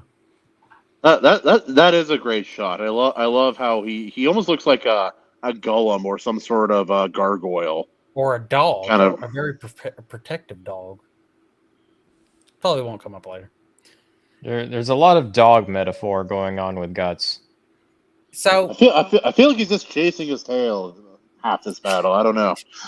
So we open up with Casca chapter 2. I forgot what was the Is this where the flashback for her starts, or is that? yes. Yes. In Okay. which the opening of the chapter is her dream when she's young and stuff. We'll get to what they say later. But it's like Griffith telling her something. Also, And then I she feel a wakes little up to weird see showing Guts. this, but this is the chapter cover. Oh yeah, with the dialogue and shit. Yeah. But anyway, she wakes up to see Guts over her, and Guts tells her all what happened, and then she tries to get up, and then her body is just covered in leaves, and Guts is like, yeah, I had to, like don't give me that fucking look, bitch. I had to do this. I love how he covered her with leaves that by no means do anything to warm her or cover her. If nothing else, it will help dry her off at least, so that's something. Right. But she immediately punches him in the fucking face, and then he starts going like, "Why the hell are you doing this?" And then he jumps out of the cave like a monkey because she's throwing everything outside of him, like our armor, everything. And then she throws a goddamn knife at him on the tree, landing above him. And then Guts just he kind of gets really fucking annoyed by this, and then just tells her this is why a woman. First he tells her if she wasn't a woman, he would knock her jaw out of joint. And then she thinks back to what Adon said about women on the battlefield.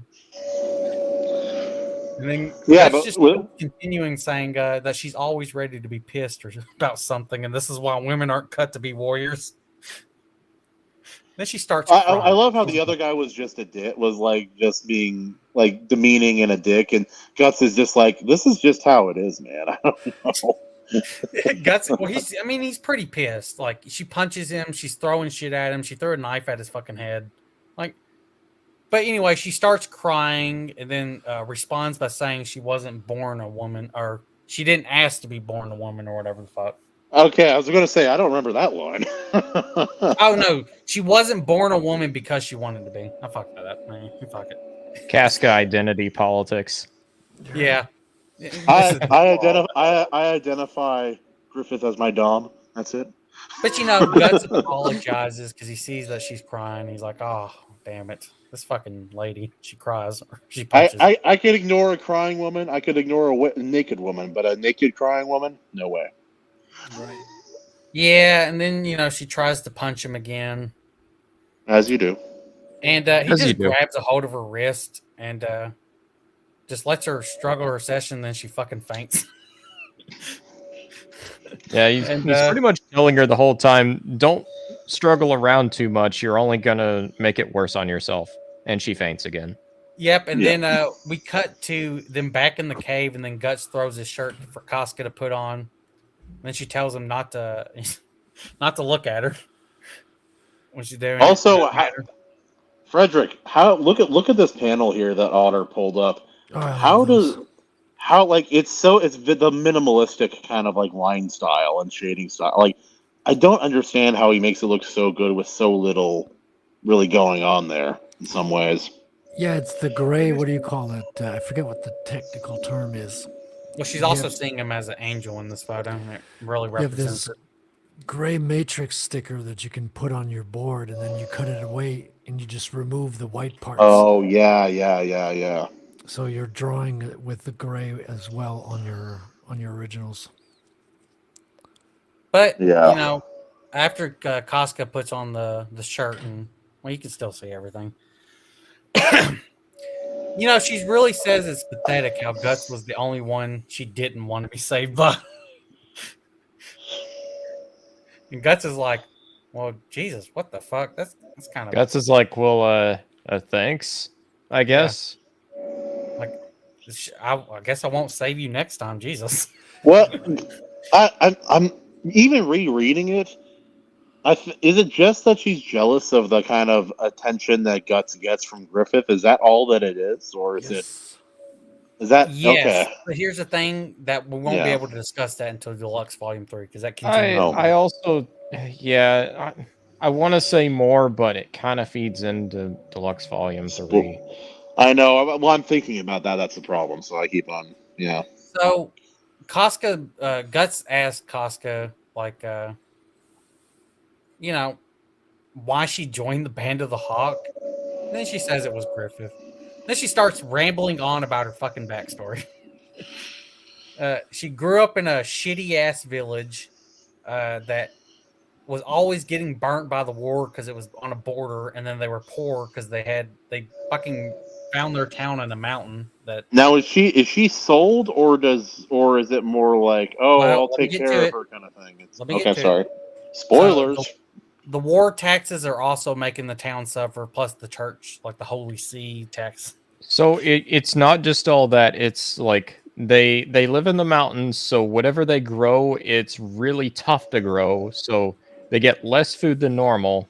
Then whenever armies go through, they trample their crops, leaving them with even less. So she's Yes. describing how normally it was a common thing for them to go up to 3 days without eating anything. Right. And then a nobleman spotted her, that nobleman, dickhead, spotted her when she was working the fields and then came to her father and offered to pay for Casca being her, to pay for Casca to become his maidservant at his castle. And Casca was like, it's kind of sad how the way she talks about it. She basically like, she shouldn't have thought that this was going to go any other way than you think it's going to go. And yes, it goes exactly where you think, where the noble waits until they're into the carriage and immediately starts trying to rape her.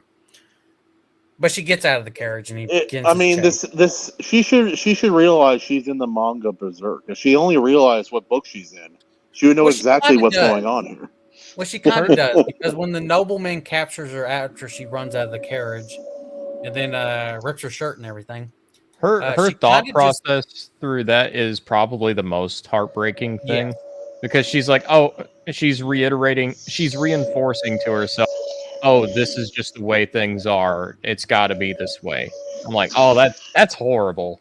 Right. Well, it's sad, but like, look at this world that they're kind of depicting here. Yeah. It's unfortunately pretty true.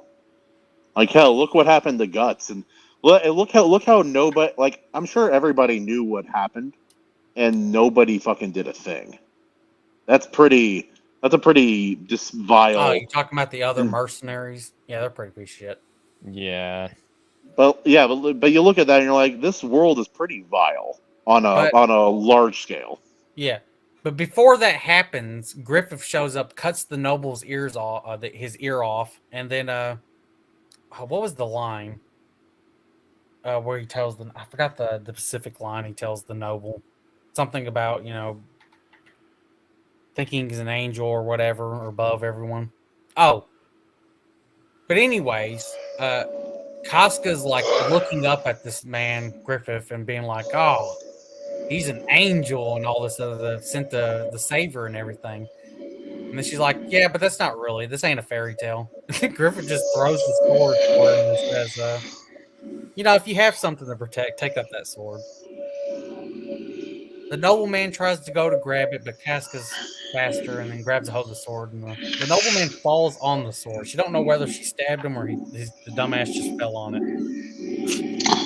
I think at this point in her story, that particular death doesn't really matter in the grand scheme of things. Well, I'm just saying the way she's describing, like, she don't know whether or which one, but she don't really care. But I always thought it was Griffith pushing that guy on her sword, so she would become a killer. No, he's just throwing the sword to her and telling her to save herself. Basically, it's treated as ambiguous more than anything. It's just her learning how to stand on her own 2 feet. Right. Well, it's like she obviously moved. She obviously grew pretty quickly, because even by the time we meet her, when Guts first encounters the Band of the Hawk, she's already pretty damn jaded at that point. And that was a while ago. To give you an example, she was 12 years old in this flashback we're talking about, this moment. Yeah, so she's had like 4 or 5-ish years. Who knows? But a while. Enough time. Enough time. But, the noble is dead. Casca's, trembling and stuff. Griffith puts his hand on her, and that calms her down. Doesn't get rid of everything of what just happened, but, wink, wink, nudge, nudge. A little important. And then Judo comes over and lets Griffith know that they're done looting the noble's carriage. Yeah, Casca asks Griffith what she should do, and Griffith tells her to do as she wishes. And Casca, she wants him, him to take her with her, or whatever. That brings up a good point. Something I've kind of I wondered about when I was reading it, and even during my part of my reread. It's like, did Griffith ever single someone out to come with him the way that he did with Guts, or did he or was he just magnanimous enough and have enough charisma that people just decided to start following him? Yes, because it seems like maybe charisma. Guts was the only one. First of all, Guts is the only one that he really wanted. I mean, that's the whole point with Casca reflecting on what why she was so pissed. Like, she was like, he's never said that to any fucking body. Like, telling him that he wants him and all this and that he belonged to him. Yeah. Yeah, I wonder what was it? Was it just his capability? I don't know. It's like you guys have read a bit further into Berserk than I have, but it's just it's a weird. It seems like a very out of character thing for for Griffith to do. What, for Guts? Yeah, in general, just not in the way that he treats Guts, but be in character for him. Right. As you see along the story, even people start to comment when it comes to Guts. Griffith, the composed man that he is, the logical man, all that fucking gets thrown out the window. It all comes back to how Guts is basically an enigma, even to someone like Griffith. Right. Yeah. Like, there's something about Guts. Now, don't want to get into any spoilers. Tell you whether it gets answered or not. Did you say Guts is an enigma or Griffith is an enigma? Guts is. Well, Griffith is also an enigma, but to Griffith, Guts is an enigma as well as, other people. Right. Like, Griffith, nothing like deaths don't really affect him, and he has some attachment to some of the Band of the Hawk, but not really an attachment. It's a very reserved attachment. It's like you can get attached to Guts, but it takes a long time to really get there and Griffith is like with everyone besides Guts, it feels very much like these are just tools that I will manipulate and make feel special. Yes. All right, let's get back to this so I can finish this. I'm tired. All right, Corcus, he shows up and tells Casca not joke around, that they're collecting for war funds and how they can't really fight with women and children along with them. Casca basically tells them, she can't go back to her village, because they'll ask her what happened and why she appeared alone, and the one dude's kind of like the noble, so he won't believe her, and she'll get tortured or whatever. And she can't return to her family either because, she don't want to be a burden on them. And then, Griffith just tells her, she might die, and that he already told her to do as she wishes, and whether or not she comes along or not is her decision. And then he tells her she already knows how to fight. Casca looks at her bloody hand and thinks of Griffith being the one to give her the sword and the blanket, and that's how we end it. I'm tired. See, that's why I thought Griffith had pushed the guy on her sword, is because of that line, because he says, you already know how to fight. You killed this guy. But he's just telling her, you've already killed somebody. Yeah. You've already done it. Like, Griffith isn't, like, he's not sneaky in that specific way. He likes people, he wants their actions to feel like their own entirely. Come on, Katuda. Look at that face. Like, seriously. Look at that. Yeah, it's Peter Griffith. Yeah. Is that not malicious anyway, to you? Hey, Guts, you want to come with us? We're having a good time. Yeah. Oh my God! You know what someone should do? What's that? You know the episode where Quagmire gets married to the ugly ass old hooker. He's trying to get out of the marriage, so he has to like fake being gay. With Oh yeah, I forgot. someone just rips off, Griffith's face, or no, puts their faces on over it. That'd be fucking hilarious. Oh, bro. All right, Christian, what did you think of Deluxe Volume 2 in as entirety? It would be my favorite volume if I hadn't read Volume 3. That's the problem, man. There's so much. There's Volume 4, and then you'll be I like, know. Volume 5. I've no, only Volume 6. Yeah. No, I love Volume 2. It's the like I had enough faith in the author based on Deluxe Volume 1 to keep reading, but Deluxe Volume 2 was the fulfillment of the story promises made in Volume 1. Right. I'm like, all right, you've already proven to me. Like you gave me enough hints to believe in you in the first volume. The second one, you've shown me you know how to do this kind of story. So I'm with it till the end now. That's kind of how I am. The what? I love the big battle group drawings. Oh yeah. Also going back to that soldier who was dissing on Casca, the name. Even when I read it, I'm like, bro, this has to be some sort of joke like an inside joke he has with someone. This is too much, man. he's our full on gag villain. Well, like in a lot of other series, he would seem really out of like.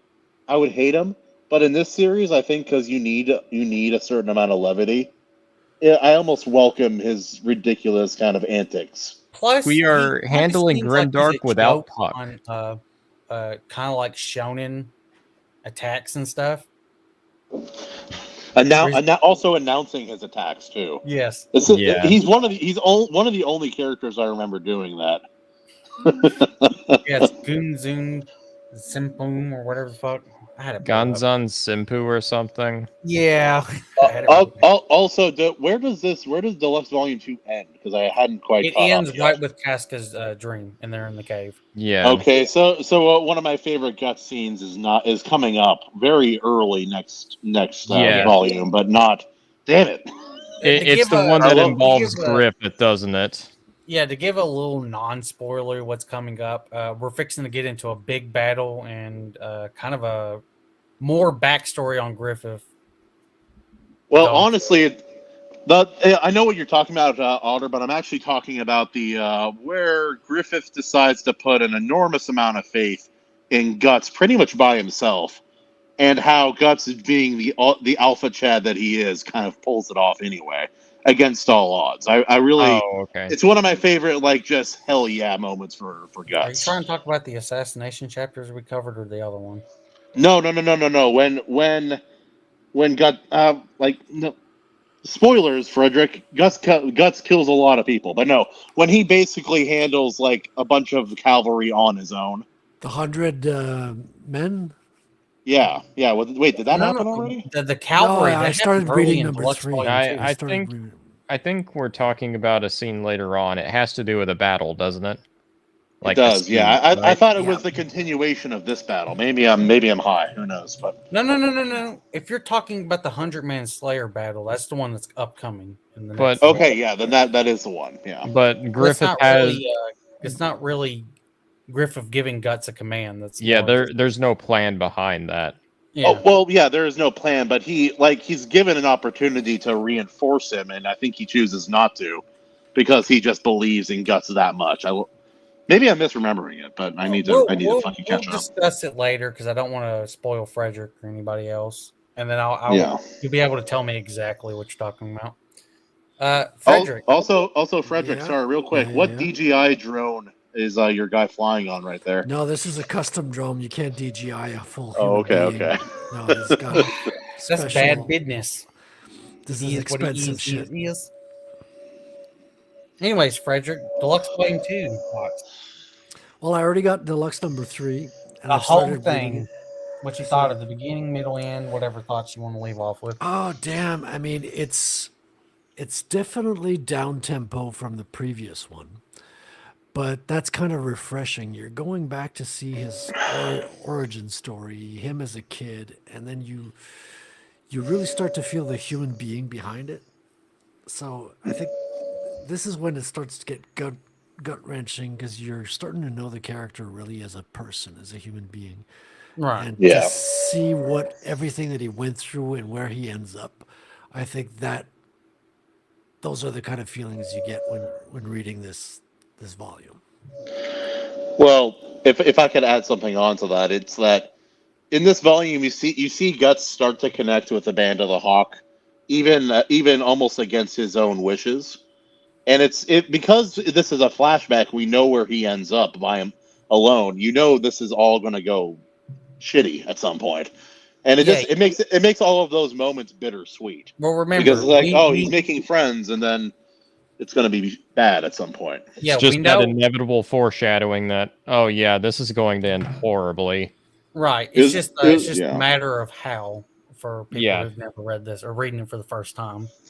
It was kind of like that. I had a moment like that in Attack on Titan. I don't know if anyone's read or seen it, but at the end of season 3, like they finally make it to the ocean, and Mhm. a bunch of characters are happy and excited. They've never seen it before. It's a really cathartic, beautiful moment. But then the main character is just very, very sad because he knows what this means now moving forward, and he sees the inevitable tragedy of what's to come. That's kind of how I feel when I'm reading this part of the story, because I'm like, I'm seeing all the beauty of the moment, but I know that it's all going to have to come to probably a horrifying end at some point.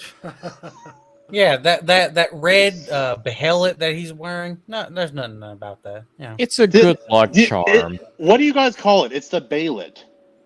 Am I I wrong? call it behelit. I think you're I wrong. say though. veil it. I call Okay, it Otter. Otter, you and I we can agree that two of us are right and one of us is definitely not right. What do you call I'll it, say at Frederick? least one of us is right, and it's always me. Oh, all right. Yeah. I got. Otter. Well, I love this volume straight up. Volume 6, Deluxe Volume 2 in general. For me, it's where the story hooks for Berserk really sink in. It's where I get really invested into the story, because Golden Age, like it gets really heavy on the intrigue, and like for me, intrigue can be good or bad just depending on how it's done. But this is the kind of intrigue where it hooks you in. You want to know more about what's actually going on, and it does a lot of subverting your expectations. That's actually good. It's not just there to be subversive. It's there that always furthers the characters. It makes sense within the confines of the story. It feels natural, and art. I fucking love the art. It's so goddamn good. And it's not even Also, close yeah. to its peak. Not even fucking close. Not even close. If volume 2, like Deluxe Volume 2, that set of volumes, if it had been more of the same with as it was with the first one, like more of the same with like the Black Swordsman kind of stuff, would you guys have wanted to keep reading if that was all that it was, like in a second volume? It would have been fine. I don't know. Golden I think Age. I would have No, I think you considered needed to if have the I didn't backstory. think it was going to turn into something better, I would probably have dropped it. Christian, Yeah. I would give you this the perfect example. If someone told you to read Black Swordsman and then skip Golden Age and immediately go into Conviction, that would answer your question. Okay. The problem is you would lose all your backstory, and I think the backstory is actually pretty important. Yeah, it seems like it. You need to have the backdrop of happy memories. You actually need that. And you also need a understanding light. why he hates Griffith later on Yeah. so much. Because right now you're like, no, they're best buds. Best buds. Also, I started watching earlier when my kids were still awake, and you guys were talking about that the first encounter with Zod. I was like, I really wanted to be there. Zod is one of my favorite characters, and I haven't even read the whole story yet. Oh yeah, Zod. By the way, second strongest apostle in the world. I will not elaborate. Of course he is, yeah. What was that? I remember it's either volume 2 or volume 3. There's a shot of just his face, like taking up 1 or 2 pages, and it's one of the coolest, like blacked out. Is it this one? Yeah, it's this one. Yeah, let me This see one if I has can a pull it up two-page again. spread with his face. It's one of my favorite, like, single kind of character focused images in the entire story so far. I thought it was just freaking. I thought it was brilliant, dude. It was like it's a lion demon, my favorite. Yeah. Let me see if I can pull it back up again. Yeah, we Also, it just gets me thinking about when he does show up later. I'm not going to spoil it for Frederick because I don't know how far he is yet, but about a third of the way through the third volume. I think it's in volume 3. The scene I'm thinking of. No. Nope. Is Volume it 4. might be? Okay, volume 4. Okay. Well, hold up. Take that back. He might show up a little bit in volume 3. He has basically a cameo. That's the one I'm thinking of. But he Okay. provides. Yeah, you're thinking of it right.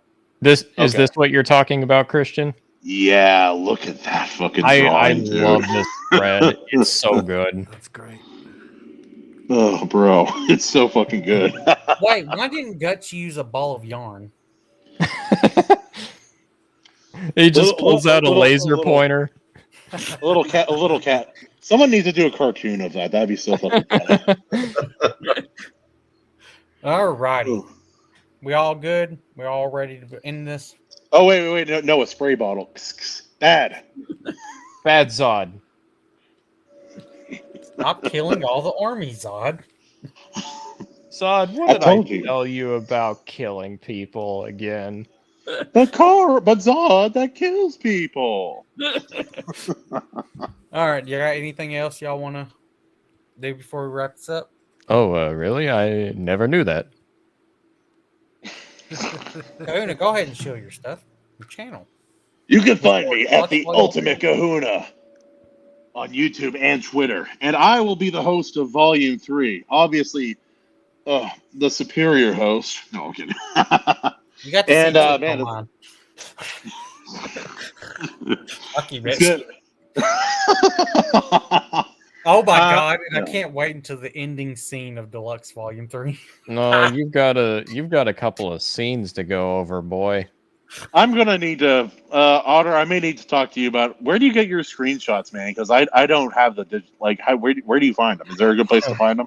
I'll let you know, man. Okay, yeah. Yes. Anyway, yeah. I'll be the host next time, man. It's gonna be a mess. Yes. Frederick. Yeah. Oh, Shield time. Yes. So yeah, imakecomics.com will take you to my website for my upcoming comic, and I've got a comic shipping right now with Anvil number 3. So if you're subscribed, you're gonna get one of my comics. There you go. Nice. I'm a Forge Master, man. So yeah, I'll be going over it here with. I'm supposed to go over it with Evely here soon, but he's having some family stuff, so I might have to delay that. Unfortunately. Oh, drop me the link if you ever do it live. Drop me the link and I'll watch it. Hell yeah, man! He'll tear it apart and then crush your dreams. Look at this! Look at this garbage art. How did he get in the magazine? Man, this is a bear. No, I'm kidding. What is that? Digital? Is this AI? What is this? It's 3D. Is that assets. a 3D asset? It's all 3D assets. I wonder if I could grift people into thinking that when obviously there's tons of videos of you actually drawing all over the place. They're all fake. They're all AI videos. Fake AI, news. yeah, it's AI videos. Oh, all right. Frederick PT chat. What am I saying? Frederick GPT. There we go.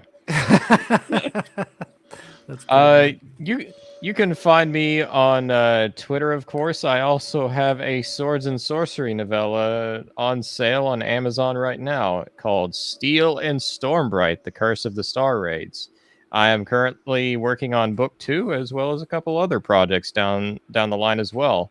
If you want to hear more about my thoughts on storytelling in general or other indie projects, I am on downstreampulp.substack.com. Alternately, there's an interview of him on my channel. Check it out. Yeah, just a little interview, just a little one. Yeah.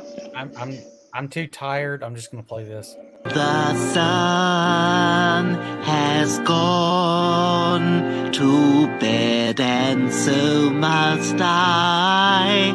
So long, farewell, auf Wiedersehen, goodbye, goodbye, goodbye, goodbye,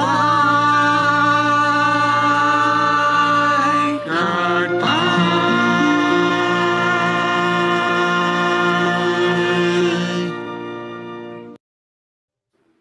Kapla! Quack quack. Why were those stairs so long?